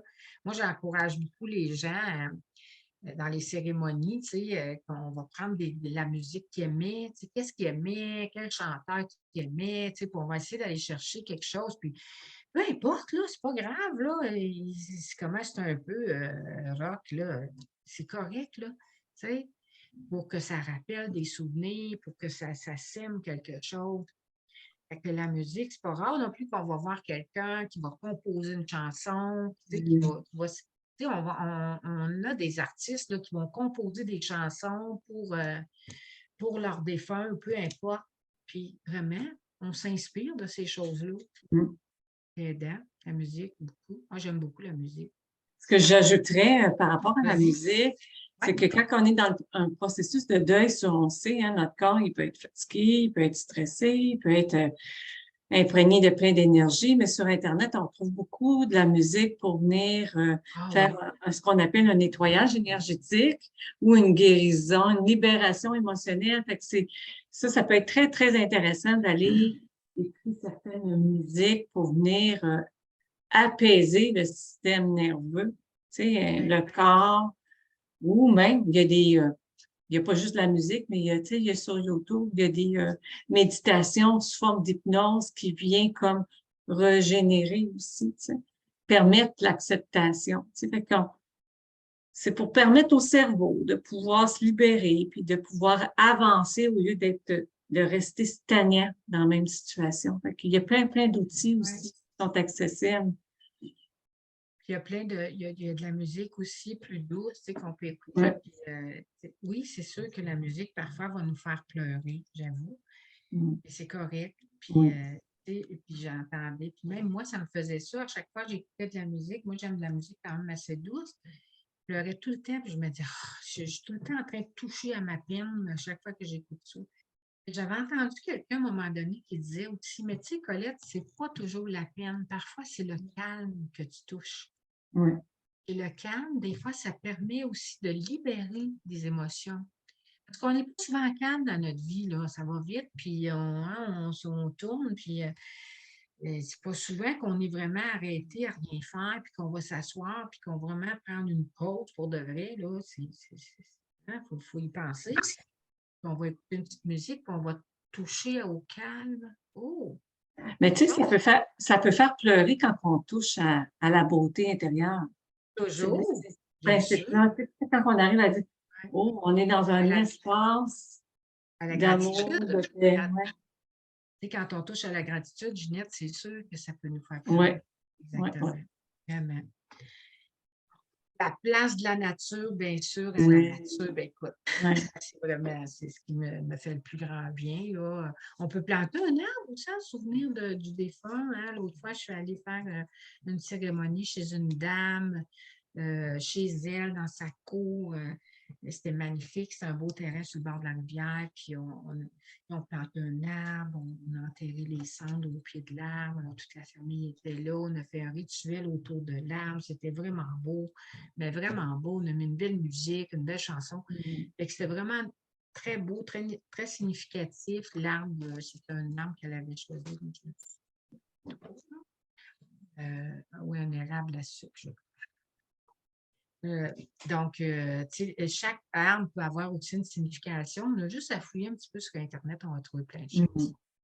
Fait que la mort, ça symbolise le retour à la nature. Tu sais. Alors, il y a de quoi de plus symbolique que de planter un arbre en mémoire, là, tu sais. Il y a des endroits, là, je sais que il y a des endroits au Québec, je pense que c'est dans les Laurentides. Il y a une forêt, entre autres, là, je ne sais pas trop c'est où exactement. Là, oh mon Dieu, j'aurais dû l'écrire. Tu peux aller là, puis eux autres, ils permettent ça. Tu peux aller enterrer les cendres là, près d'un arbre, en tout cas. Puis il y a un autre endroit aussi que tu peux aller planter un arbre. En tout cas, il y a des endroits spécifiques. Sinon, on peut le faire aussi, même, aussi. Alors ça aussi, décider de planter un petit arbre aussi dans un pot qu'on va garder chez nous, hein, qu'on va mettre dans notre jardin.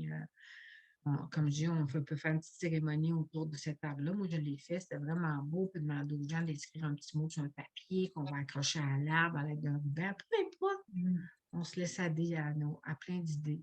Puis il y a des études qui ont montré qu'après la mort d'un proche, il y a des rituels comme le jardinage et l'entretien des plantes qui ont vraiment un effet bénéfique sur la psyché.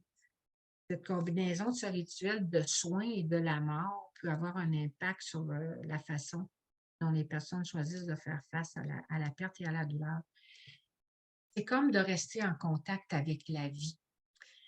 Parce que quand on est en contact avec la nature, on est en contact avec la vie. Donc, on côtoie, oui, la vie et la mort parce qu'on a perdu quelqu'un, mais on côtoie, on est dans la nature, mais on reste en contact avec la vie. C'est ce qui fait du bien. Puis ça a un impact sain sur la façon dont on va se dérouler notre deuil.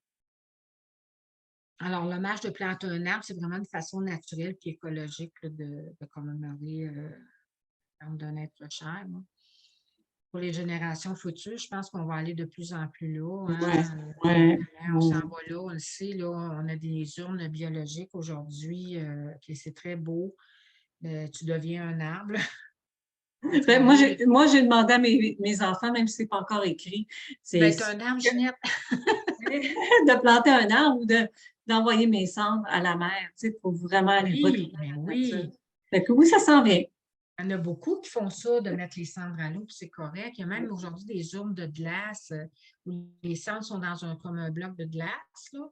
Puis là-dedans, ils mettent des fleurs, puis toutes sortes de choses. Puis là, ils mettent ça à l'eau, puis ça fond doucement. Puis il y a toutes de choses aujourd'hui. Tout à fait. Regarder un petit peu, là. Je pense qu'on peut faire quelque chose à moindre coût, hein, qui est très significatif pour les proches de la personne. Il y a aussi la bougie du deuil. Ben, moi, c'est la bougie, j'aime tellement les bougies. Hein. Une bougie est allumée lors du décès. Tu sais, quand arrive le décès, on va toujours allumer une bougie hein, pour honorer la mémoire. Il y a toujours une bougie qui va brûler, soit près du cercueil ou près de l'urne, hein, au salon funéraire. Puis c'est comme, on dirait qu'on l'accompagne avec la lumière hein, dans l'au-delà. Ça symbolise beaucoup l'amour qu'on porte à l'autre. La flamme représente l'âme du défunt qui rejoint comme l'autre monde. Tu sais. Fait que moi, j'aime beaucoup faire ça dans les cérémonies, faire allumer des bougies aux gens. C'est très beau. C'est vraiment une façon qu'on dit on l'accompagne. On l'accompagne vraiment dans l'autre monde avec notre lumière. C'est très, très beau. Même moi, je me souviens quand mon fils est décédé, là, j'ai tout de suite sorti une bougie et j'ai laissé brûler une bougie là, pendant plusieurs jours là, qui a brûlé dans la maison pour lui. On avait besoin de ça. Je dirais par rapport à d'autres situations liées à des deuils, allumer une bougie est intéressant aussi parce que toute bougie blanche, surtout, vient transformer, vient purifier. Ça permet, quand on se connecte sur cette bougie-là, peu importe quel type de deuil qu'on vit, on peut délaisser notre bagage dans la lumière qui est représentée par la bougie. Puis il va y avoir des libérations qui vont se faire aussi. Oui, la bougie, c'est intéressant. Vraiment, l'intention qu'on met en allumant la bougie, c'est déjà très puissant. Oui. Vraiment. Alors, c'est un rituel religieux pour certains, expression de son affection pour d'autres. La bougie contribue à l'hommage aux défunts. Ça témoigne de l'émotion et des sentiments qu'on partage. Ça favorise aussi le recueillement, la bougie. Oui, tout à fait. La méditation ou encore la prière. Tu sais, chacun peut trouver dans l'acte d'allumer une bougie de deuil une signification et une valeur qui lui est propre, vraiment. Puis les bougies ont de nombreux symboliques, là, lumière, élévation, pureté, pérennité, peu importe. Là. Alors, allumer une bougie, vraiment, ça peut nous apaiser. Et se réunir aussi pour surmonter le deuil, bien sûr que si on est réunis, ben, on peut choisir de partager le rituel avec un proche aussi. Tu sais, on dit, on peut avoir un rituel qu'on partage avec quelqu'un qui est près de nous. Qui est touché par la disparition de l'autre. Par exemple, on va se réunir régulièrement en famille autour de la photo, puis on va allumer une bougie. Nous, on le fait à chaque année. Cette année, ça faisait 25 ans, on a fait quelque chose de vraiment spécial, particulier, qui était vraiment beau. Moi, j'ai tenu à souligner ça. Je trouvais que c'était important, tu sais, 25 ans quand même. Alors, on s'est réunis dans un chalet près de la rivière-Richelieu, là. Puis, on a passé à travers les souvenirs de notre petit garçon parce que j'ai d'autres enfants, là. Puis les petits-enfants ne le connaissaient pas, eux autres. Fait qu'ils ont appris à le connaître à travers les dessins que j'avais emmenés et tout ça. Puis à la fin de la soirée, on a mis des chandelles flottantes sur la rivière Richelieu, là, des chandelles biodégradables. Là. C'était dans des petites lanternes, là, des lanternes flottantes. Là. C'était vraiment, mais vraiment beau. Fait que un rituel qui nous a vraiment fait du bien. On a pleuré, on a ri, mais on a vraiment souligné ça. C'est important pour nous parce qu'il a fait partie de notre vie. On s'est se réunir pour chanter, pour prier, pour se parler ou simplement pour se rappeler. Fait que c'est ce qu'on a fait. Chacun pourra parler du défunt, confier sa peine, ses souvenirs, ses plans dans un climat de grande confiance et sans jugement. Ça, c'est important.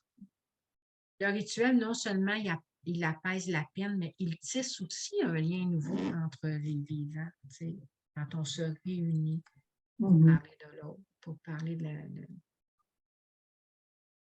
Alors, une passerelle entre hier et demain, bien sûr. Hein, le rituel permet cet échange silencieux.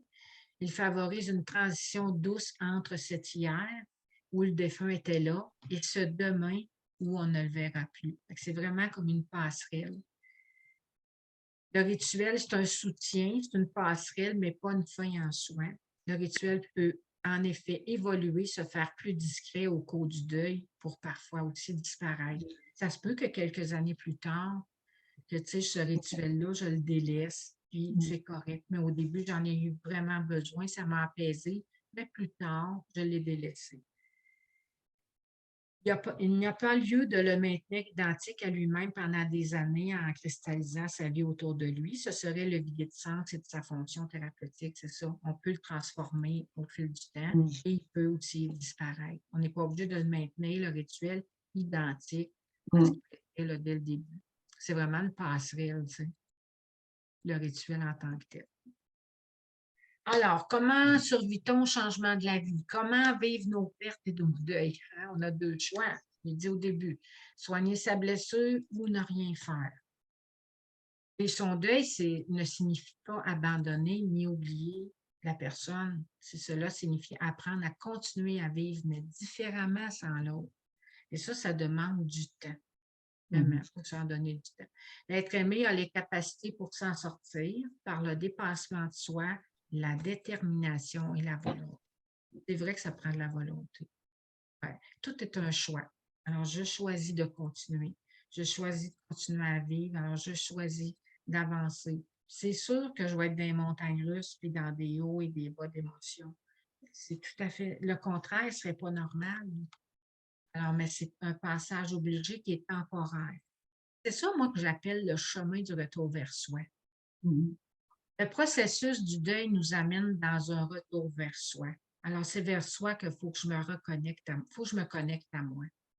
Les réponses sont à l'intérieur de moi et non à l'extérieur. Alors, je vais trouver mes réponses en cours de route. Je vais trouver aussi toutes les capacités, toutes les forces que j'ai sont là dans moi pour que je puisse m'en sortir, vraiment, pour que je puisse faire la paix, tranquillement, pas vite.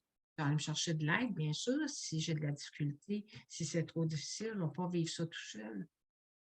D'avoir un petit peu d'aide, ça aide à faire un pas parfois. Oui, parce que ce que tu décris, c'est un processus qui se fait sur plusieurs étapes, qui se fait sur plusieurs semaines, mois, qui se fait bien, mais quelqu'un qui est en résistance, puis qui est continuellement en résistance pour vouloir s'adapter, se changer, ça peut durer longtemps, là, puis il y a besoin vraiment d'aide. Hein? Si je résiste à la souffrance, si je résiste à ça, c'est sûr que ça va durer longtemps. Ginette, ça peut durer des années, puis ça peut même durer toute sa vie. Ben oui, la personne, elle peut mourir encore en étant en colère parce qu'elle n'a pas accepté une situation, en colère. Une perte, un deuil, peu importe. Il faut savoir, là, la perte, ça fait partie de la vie. Ça fait partie de la vie, puis on va en vivre. Moi, là, je me disais que je devais être à mon dernier deuil, là, d'avoir perdu un enfant. Ben non, j'en ai vécu d'autres, puis je sais que je vais en vivre d'autres. correct, ça fait partie de la vie. Alors, d'être outillé pour traverser ces moments-là, moi, j'appelle ça maintenant des expériences, parce que ça fait partie de l'expérience de l'âme, le deuil, hein? Oui, tout à fait. Ouais, De se c'est ça. détacher, d'avancer, Ouais, ouais. d'évoluer, Ça fait partie de notre expérience de détachement. de détachement. Alors, le deuil, c'est ça ça fait partie de ça. Fait que, et quand on a compris ça, puis quand aussi on a compris que la mort,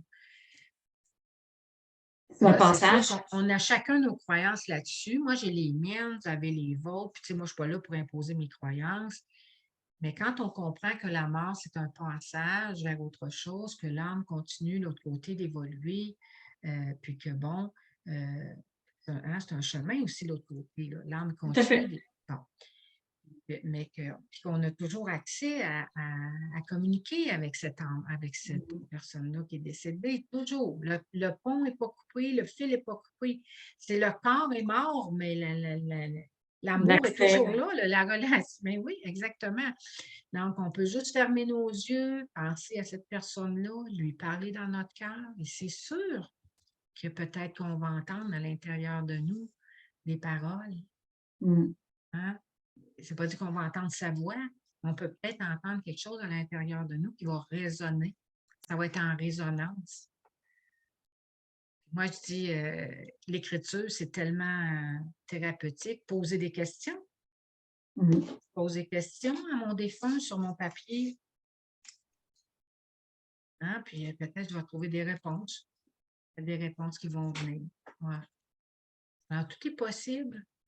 Tu sais, quand je sors de la résistance, que j'accueille ce qui est là. Il faut se souvenir que si on ne va pas chercher de l'aide vers quelqu'un, on a toujours de l'aide, encore là, il faut y croire, mais des êtres de lumière, des anges, tu sais, on a toujours le monde subtil qui est là pour nous aider, nous accompagner si on fait la demande. On n'est jamais seul. On n'est jamais seul. On n'est jamais seul. On n'est jamais seul. On est accompagné, il s'agit de le demander.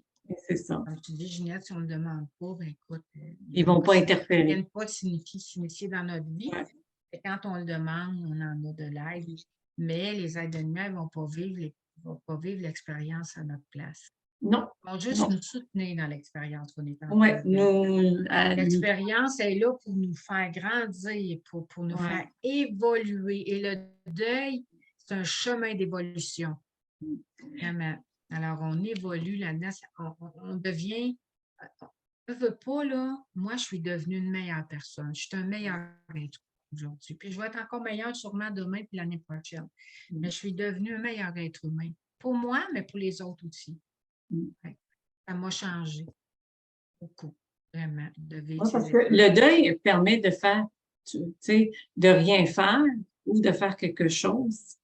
Puis d'emmener de la nouveauté. Puis c'est ça qui est intéressant, c'est que ça l'emmène quelque chose, en principe, quand on arrive au bout de la ligne. Même les petits deuils, tu sais. Puis moi, je suis en train d'en vivre un deuil, de délaisser ce que j'ai toujours fait pendant bien des années de temps. Mais à travers ce deuil-là, il y avait des croyances qu'il fallait que je continue. Fait que c'est de dire comment je passe vers un nouveau passage, je m'en vais vers une autre exploration. C'est d'accepter qu'à un moment donné, on soit dans l'incertitude, le vide, puis qu'on dit c'est où je m'en vais. Mais c'est là qu'on arrive aussi à trouver le sens aussi en même temps, de qu'est-ce que j'aime vraiment. Fait que le deuil fait aussi référence à un vide, à un espace où que je ne sais plus où je m'en vais, là. Ouais. Ça permet la réflexion, Puis, oui, parce que moi, j'ai fait un revirement de carrière carrément drastique quand j'ai abandonné ce que je faisais. Moi, j'étais secrétaire, ça faisait 25 ans. J'ai tout abandonné, puis je me suis comme lancée dans le vide. Là. Moi, j'ai dit, c'est ça que je veux faire, puis c'est sûr que là, écoute... Mais il y en a des deuils à faire. Travailler fort. Mais c'est que le deuil, c'est encore tabou, beaucoup. Les gens n'osent pas aller chercher de l'aide parce qu'ils ont peur des émotions. Les gens ont peur des émotions, ils ont peur de souffrir. Ils pensent que plus ils vont aller jouer là-dedans, plus ils vont souffrir. Mais c'est le contraire. Plus on va y aller, plus on va se libérer. Mais je te dirais aussi, il y a beaucoup d'intervenants qui ne savent pas c'est quoi le processus du deuil. Je suis Non, intervenante de métier, là, puis on ne sait pas tout, mais il y en a qui ne savent pas comment accompagner. parce qu'on n'intervient pas dans le deuil, on accompagne. On On accompagne. n'intervient pas le deuil. Moi, j'accompagne le deuil. C'est pour moi, je vais à la vitesse de l'endeuillé. Je l'accompagne. Ouais, j'accompagne. J'ai quelqu'un qui m'a dit l'autre jour, j'ai trouvé ça vraiment mignon. Un jeune homme qui me dit, il voulait savoir ce que je faisais. Ah, il dit, vous êtes une consolatrice. J'ai trouvé ça vraiment adorable. Alors c'est un peu ça. Alors, être fidèle à ceux qui sont morts, hein, ce n'est pas s'enfermer dans sa douleur, mais c'est vivre comme ils auraient vécu et les faire vivre avec nous. C'est comme Martin Gris. Alors, je vais avoir un bel atelier qui va se donner. Je vais Oui. vous en parler un petit peu. Oui, c'est à Saint-Jean-sur-Richelieu, mais je pense que vous êtes un peu loin, toutes vous autres, là. Il y a peut-être Céline qui est là ce soir. Céline, je sais qu'elle est de Saint-Jean si elle est là, mais je pense qu'elle n'a pas réussi à se connecter. Ça va être en présence, youpi, chez Espace Zen Santé. C'est un beau centre, c'est une salle où ils font du yoga, c'est une belle salle. Alors, je vais prendre un groupe, là, à peu près une dizaine de personnes. Il me reste vraiment très peu de place, là. Déjà presque complet. Alors, on va aborder beaucoup de sujets. On va passer la journée ensemble. En plus, c'est un merveilleux endroit sur le bord du Richelieu, sur la bande du canal. Ben, s'il peut faire beau, on devrait aller faire un petit rituel sur le bord de l'eau. Ça serait vraiment wow, là. Sinon, bon, on va prendre du temps pour aller marcher et tout ça. Fait que ça va être vraiment une belle journée qu'on va passer ensemble, qu'on va vraiment aborder, là, et puis on va partager, je vais donner des outils. On va parler de plusieurs choses. Ça va être bien intéressant. Sinon, si les gens en ressentent le besoin, ils peuvent toujours te contacter. Oui, exactement. Ils sont dans un processus de deuil.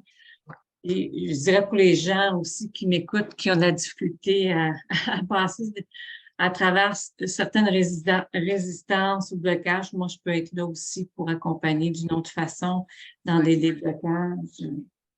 Des fois, c'est nos résistances qui nous empêchent d'avancer, ou certains programmes qu'on maintient ou croyances qu'on maintient. Et donc, je peux aussi aider. Oui, je fais de l'accompagnement aussi. J'ai mon bureau à Saint-Jean. Puis j'en fais aussi par Zoom. Par Zoom, oui, c'est ça. Fait que si jamais les gens sont trop loin, oui, ça peut fonctionner aussi, là. Fait que donc, c'est ça. On va fermer le diaporama. Ginette, on va revenir ensemble, hein. Peut-être que les gens... Juste avant de terminer, puis prendre la parole avec les gens, là. Colette puis moi, on a participé, on fait partie, puis ça aussi, c'est un beau petit livre. On est 13 auteurs. Oui, ben, une douzaine, en tout cas, je sais pas. 13 auteurs qu'on a participé.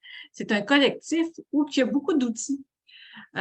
C'est Manon Lambert, qui est une coiffeuse de métier, qui écrit, qui à partir de ce que ses clientes lui disaient sur la chaise, on en a fait des histoires, puis nous, en tant que professionnels, on a emmené des outils. Fait que, Colette, toi, tu parles dans ce livre-là du deuil, entre autres. J'ai écrit sur 3 chapitres dans le livre, entre autres, une petite fille qui a perdu son grand-papa puis qui va vivre un déménagement.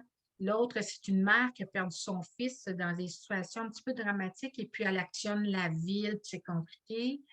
L'autre, c'est l'autre, il y a un autre chapitre, là, je me reviens pas, là, mais bon, que j'ai écrit sur 3 chapitres là, pour le deuil. C'est vraiment intéressant ce livre-là, vraiment. Moi, j'ai écrit sur les enfants différents, tout aussi les parents, comment lâcher prise, comment effectivement avoir un autre regard, mais ça touche autant l'aliénation mentale, mon Dieu, même le yoga, parental, oui, l'aliénation mentale, parentale, effectivement.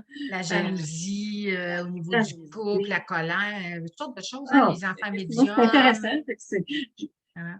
Sur YouTube, je laisserai le positif, ça me tente à ce niveau-là.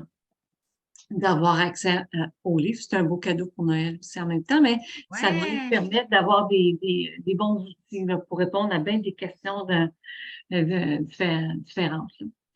Alors, est-ce que par rapport à la conférence de Colette, il y aurait des questionnements, Ouais. on peut échanger à ce niveau-là? Est-ce que vous auriez des commentaires, des questionnements? Vous désirez aller plus loin? Peut-être vous avez eu des réponses aussi. Oui, peut-être, effectivement. Je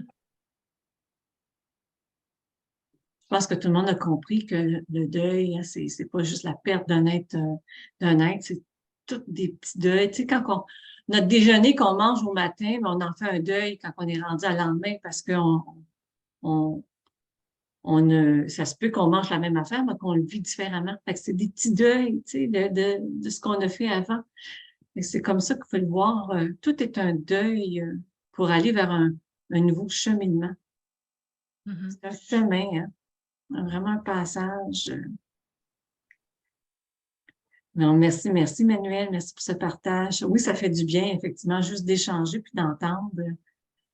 Effectivement. Je trouve que ça met des mots et ça dédramatise aussi le deuil qui dans le fond, c'est un processus, là. On passe au travail. Ouais. Et tout le monde passe à travers des deuils. Oui, on Tout a le la monde, tout le monde, hein? capacité. On a la capacité. Il Ouais. faut juste pas accumuler, tu sais, Ouais. accumuler, tu sais, tous nos deuils. Puis à un moment donné, c'est sûr que Oui, parce que ça l'emmène, comme tu le dis, vers la fatigue, la dépression. Moi, j'ai fait 2 burn-out. Aujourd'hui, on parle plus de dépression, hein, parce que c'est pas le bon terme utilisé, hein. C'est des troubles d'adaptation, je sais. Ah, OK, Oui, bon, OK.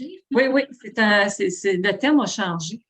Ça s'appelle plus la dépression. Ça s'appelle des troubles On doit d'adaptation. s'adapter à des changements de vie. C'est ça, effectivement. Donc, la personne n'est pas capable de Ah, s'adapter, fait qu'elle tombe exact. fatiguée ou elle tombe, tu sais, le mot tomber, effectivement. Mhm. Mais ces passages-là, c'est aussi des moments, en principe, quand on les regarde bien, pour faire des changements, qui nous ramènent à faire des changements. Les deuils, c'est vers où tu sais, vers qu'est-ce que je veux me libérer, qu'est-ce que je veux changer, qu'est-ce que je veux amener. Fait que c'est comme ça qu'il faut le voir, tu sais. Est-ce qu'il y en a qui veulent partager? Est-ce qu'il y en a qui ont... Peut-être pas. Correct. Ben, moi, j'aimerais vous dire merci de vive voix. J'ai bien aimé le terme en dernier, Colette, là, que tu n'es pas une accompagnatrice, mais une consolatrice. Consolatrice, oh oui, j'ai trouvé ça tellement mignon. C'est vrai que c'est beau, hein? Oui, puis tu sais, c'est le fun, ça. Pas juste au niveau là, du deuil, mais tu sais, que vous avez dit tantôt, on n'est jamais seul. C'est venu me chercher, ça. Parce que je pense que à certaines périodes de notre vie, on se sent toute seule à un moment donné. Puis, bon, ça finit par passer. J'ai vu à un moment donné là, que vous parliez que le temps, bon, ça arrange pas tout, mais c'est vrai qu'avec le temps, on finit toujours par se sortir du trou de la labeur où ce qu'on est. Puis, un coup qu'on en est sorti, de quelque raison on trouve ça tout le temps moins pire après. Mais, tu sais, quand on est bien accompagné, ça l'aide tellement, là. Oui. Oui, vraiment, vraiment. Le temps joue beaucoup, c'est sûr, en notre faveur, on le sait, hein. Sauf que le temps ne fera pas ça à lui tout seul. Tu sais, le temps, oui, arrange les choses, mais des fois, le temps peut aussi cacher les choses aussi, tu sais. Alors, tu sais, ça dépend ce qu'on vit. Alors, quand c'est quelque chose qui est très traumatique, je dirais, là, d'aller chercher de l'aide, ça va vraiment aider à ne pas cristalliser toutes les émotions. Parce que surtout, il y a d'autres deuils qui rentrent par-dessus, fait que ça se ramasse.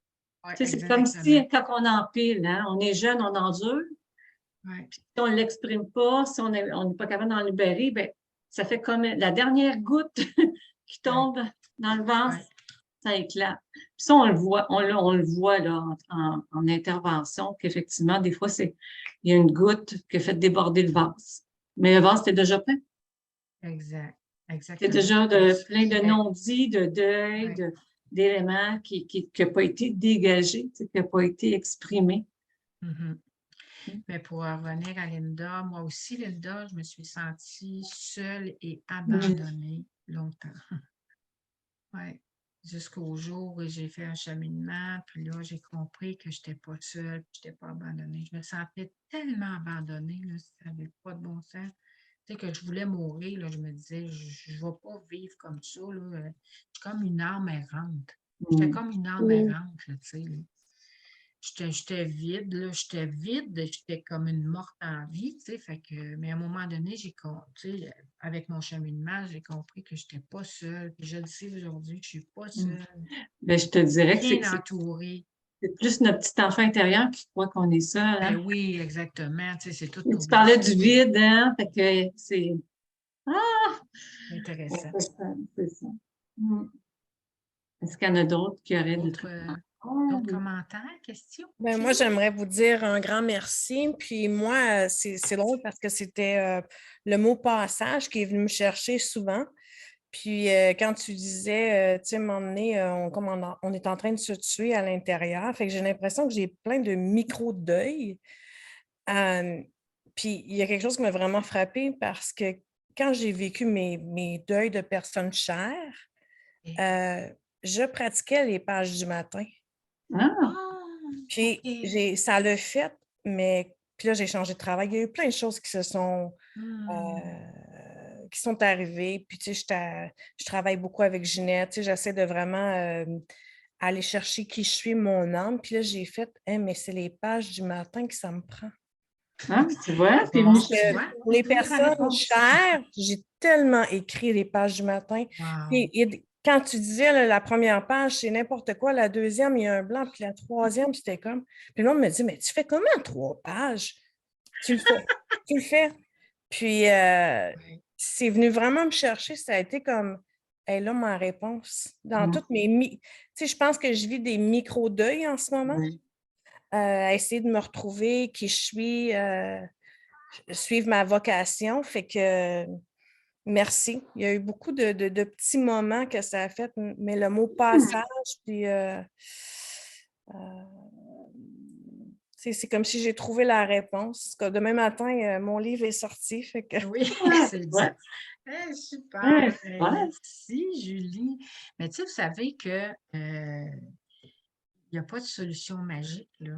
Tu sais, puis, mais toutes les petites choses là, fonctionnent. C'est des choses simples et ça fonctionne. On réinventera rien, là, tu sais, mais ça fonctionne. Il faut juste le mettre en pratique. Oui. Essayez-le, une affaire, 2 affaires, je ne sais pas, et ça fonctionne vraiment. Mais souvent, on est porté à chercher quelque chose d'extraordinaire qui va fonctionner comme une genre de recette magique. Il n'y en a pas. Je vous le dis, ça fait 25 ans, je suis là, 20 ans, je suis là-dedans, il n'y en a pas. C'est un processus. Allez Oui, vous puis outiller, outillez-vous, allez chercher de mm, l'aide. il y a Les des petites choses, il choses y a des simples, choses ça qu'on peut, fonctionne. il y a des choses qui fonctionnent, tu sais, plus que Oui, d'autres. vraiment. Tu l'as bien dit, c'est un- quand l'âme a choisi de vivre une expérience, là, pour, tu sais, apprendre puis évoluer, elle va la vivre, C'est à l'expérience. elle, c'est à elle qu'il faut se connecter. Oui, c'était vraiment, là, tu sais, puis c'est, C'est elle qui détient les réponses. ouais, elle va la La vivre. solution, en fin de compte, puis c'est un processus, puis c'est grand Ouais, quand on évolue. C'est le plus beau des cadeaux qu'un être humain peut se faire, de se donner le droit d'évoluer comme ça, ouais, avec une expérience qu'on vit. Wow! mm. Moi, en tout cas, ça fait de moi la personne que je suis aujourd'hui. Moi, j'ai découvert le cadeau derrière l'épreuve, je peux le dire comme ça. Ouais, eh ben, c'est bien dit. C'est Vraiment, qu'il y a c'est des vraiment cadeaux ça. derrière. Tu sais, les cadeaux mal emballés, là, des fois, Ouais, ouais. finalement, elle n'a pas pensé que, tu sais. Moi, ce que je dis souvent à mes clients, je dis, qu'est-ce que tu es en train d'apprendre dans ce que Ouais. tu... Au début, on ne le voit pas. C'est Non, correct, là, on n'est pas là. On est très aveuglé, on est très pris dans notre mais affaire, éventuellement, c'est qu'est-ce notre que tu es en souffrance. train Ouais. Mais à un moment donné, la lumière, ouais, il y en a une. elle est là. C'est ça. C'est ça. Puis, tu sais, des fois, j'en vois pas beaucoup. Là, mais des fois, je Ouais, vois juste une toute petite lumière. Et puis là, OK, je me dis, là, je vais tirer sur le petit fil là, pour essayer de tirer là-dessus pour vraiment C'est pas rare, j'entends des gens qui veulent mourir, là. Ouais. C'est pas Ah rare. ouais. Bon, surtout cette année, en tout cas. Donner le goût de vivre à quelqu'un, donner de l'espoir à quelqu'un, tu sais, c'est ouf. C'est toujours évident, là, tu sais, c'est sûr. Fait que c'est ce que je pourrais vous dire là-dessus. Vraiment. Merci Mais beaucoup. n'hésitez pas à la contacter si vous avez besoin d'aide sans aucun problème. Hein? On va vous consoler. Ouais, c'est vrai. Tu vas créer des gens, des thérapeutes en consolation. Oui, oui, oui. Ben, merci. Merci beaucoup Et de pour. rien, merci pour votre présence, surtout. Ouais. Hein? Remerciez-vous. Attends un Prenez petit temps. peu, Sylvie, elle veut dire quelque chose. On va l'écouter. Ben moi, c'est ça, je voulais dire que j'ai beaucoup apprécié la conférence. Puis ce que j'ai retenu, j'ai retenu plusieurs choses, mais entre autres, les 3 pages aussi. Je procrastine ça pour souvent, tu sais, c'est juste que je ne prends pas le temps de le faire. Je me trouve des excuses. Le matin, je n'ai pas le temps. C'est la routine, on se dépêche, on s'en va travailler. Le soir, bon, là, je suis fatiguée. Mais je pense que ça ferait vraiment du bien de le faire. Fait que moi aussi, je me donne comme devoir demain matin Ah, de Oui, prendre mon crayon puis mon petit carnet puis de exprime, commencer. exprime ce que tu sais. Mhm. en dedans de toi. Oui, tu en as besoin, Sylvie, on le sent. Exprime-le. Oui. C'est même à dessiner, hein? Parce que Mhm. Ben non, oui, si c'est pas dessiner l'écriture, ça peut aussi. être le dessin. Parce que moi, je le sais, tu sais, par le dessin ou même manuellement. Moi, je m'en vais dans le jardin pour me défouler, tu sais. L'hiver, il n'y en a pas. Fait qu'il faut, tu sais, trouver, c'est comme Colette le disait, c'est façon de faire, tu sais, qui fait qu'on va exprimer sur papier, par écriture, par le chant, par... Peu importe, là. Peu importe. On trouve tous notre façon, on trouve tout ce qui nous fait du bien, là. C'est quoi, moi, Ouais. mon médicament, en fin de compte, là? Hein? Ouais. C'est ça. pour passer à ces passages-là, tu sais. C'est comme, OK. Permettre d'évoluer là-dedans, permettre Ouais. de grandir, puis tu sais, de comprendre des choses, on fait des prises de conscience beaucoup, beaucoup là-dedans, Ah, là. C'est ouais. incroyable, là. Ouais. Vraiment, là. Puis tu sais, aujourd'hui, je le dis encore, tu sais, moi, souvent, je me suis guérie aussi à travers ma clientèle. Ma clientèle m'apporte plein de réponses encore, c'est incroyable. Oui, Puis tout à moi, je fait. faisais à l'écoute de ça, hein, je fais comme, oh wow, je cherchais une réponse, puis je viens de l'avoir, tu sais. Fait que, tu sais, les signes sont là, hein, la vie, là, c'est bien fait finalement, là. Quand on C'est regarde ça, rempli. c'est On rempli de n'est pas signes. seul. On n'est pas seul. Mais c'est ça, mais on est tellement déconnecté de notre essence, de notre âme, de notre être, puis qu'on les voit pas, on voit pas. Malheureux aujourd'hui, la société, c'est ça, là, on est beaucoup déconnecté là, de nous, de notre vrai soi, tu sais. Fait que, on a un retour à la source qu'on doit. Ouais. Juste respirer, puis apprendre à respirer. Vraiment. C'est Donnez-vous des déjà petits une moments dans façon. votre journée. Ouais. Donnez-vous des petits Ouais. moments dans votre journée. Là, juste d'écrire, c'est merveilleux. Peu Ouais. importe là, ce que vous allez choisir de faire, là, de mettre en application là, une chose au moins, là, ça va vraiment changer. Vraiment, là. Vraiment. C'est ça, je vous le dis. Ça, Après, c'est le temps. C'est le temps qui fait exactement. que ça devient moins pénible. Mhm. Mm. Exact. Mais merci d'avoir été là. Mais merci aussi. Merci, Ginette, mais merci à vous tous hein, d'avoir été là. C'est vraiment enrichissant d'être là avec vous autres ce soir. Vraiment. C'est le fun d'échanger. Finalement, on était une belle petite gang, Ben, c'est ce effectivement. qu'on a besoin, hein, qui nous Oui, permet tout à fait. de trouver aussi nos réponses. Hein. Regarde, on a tous trouvé des réponses dans ça, là, fait que, dans ce qu'on cherchait. On est tous venus chercher quelque chose. Vous avez bien fait d'écouter votre intuition, mesdames. Mhm. Je vais vous dire, j'ai quelque chose qui m'appelle là. Ça, c'est votre âme tu sais, qui en avait besoin. Là. Tu sais, des Oui, fois, c'est ça. entendre, tu sais, Exactement. il faut la suivre, effectivement. Un Ouais. gros merci à tout le monde. Ben, merci, Merci Ginette. à tout le monde. Merci. Mhm. Et, Bye. à la prochaine. Bonne Merci, soirée. je vous Bye-bye. embrasse. Merci. Bye-bye. Merci. Bye. Merci.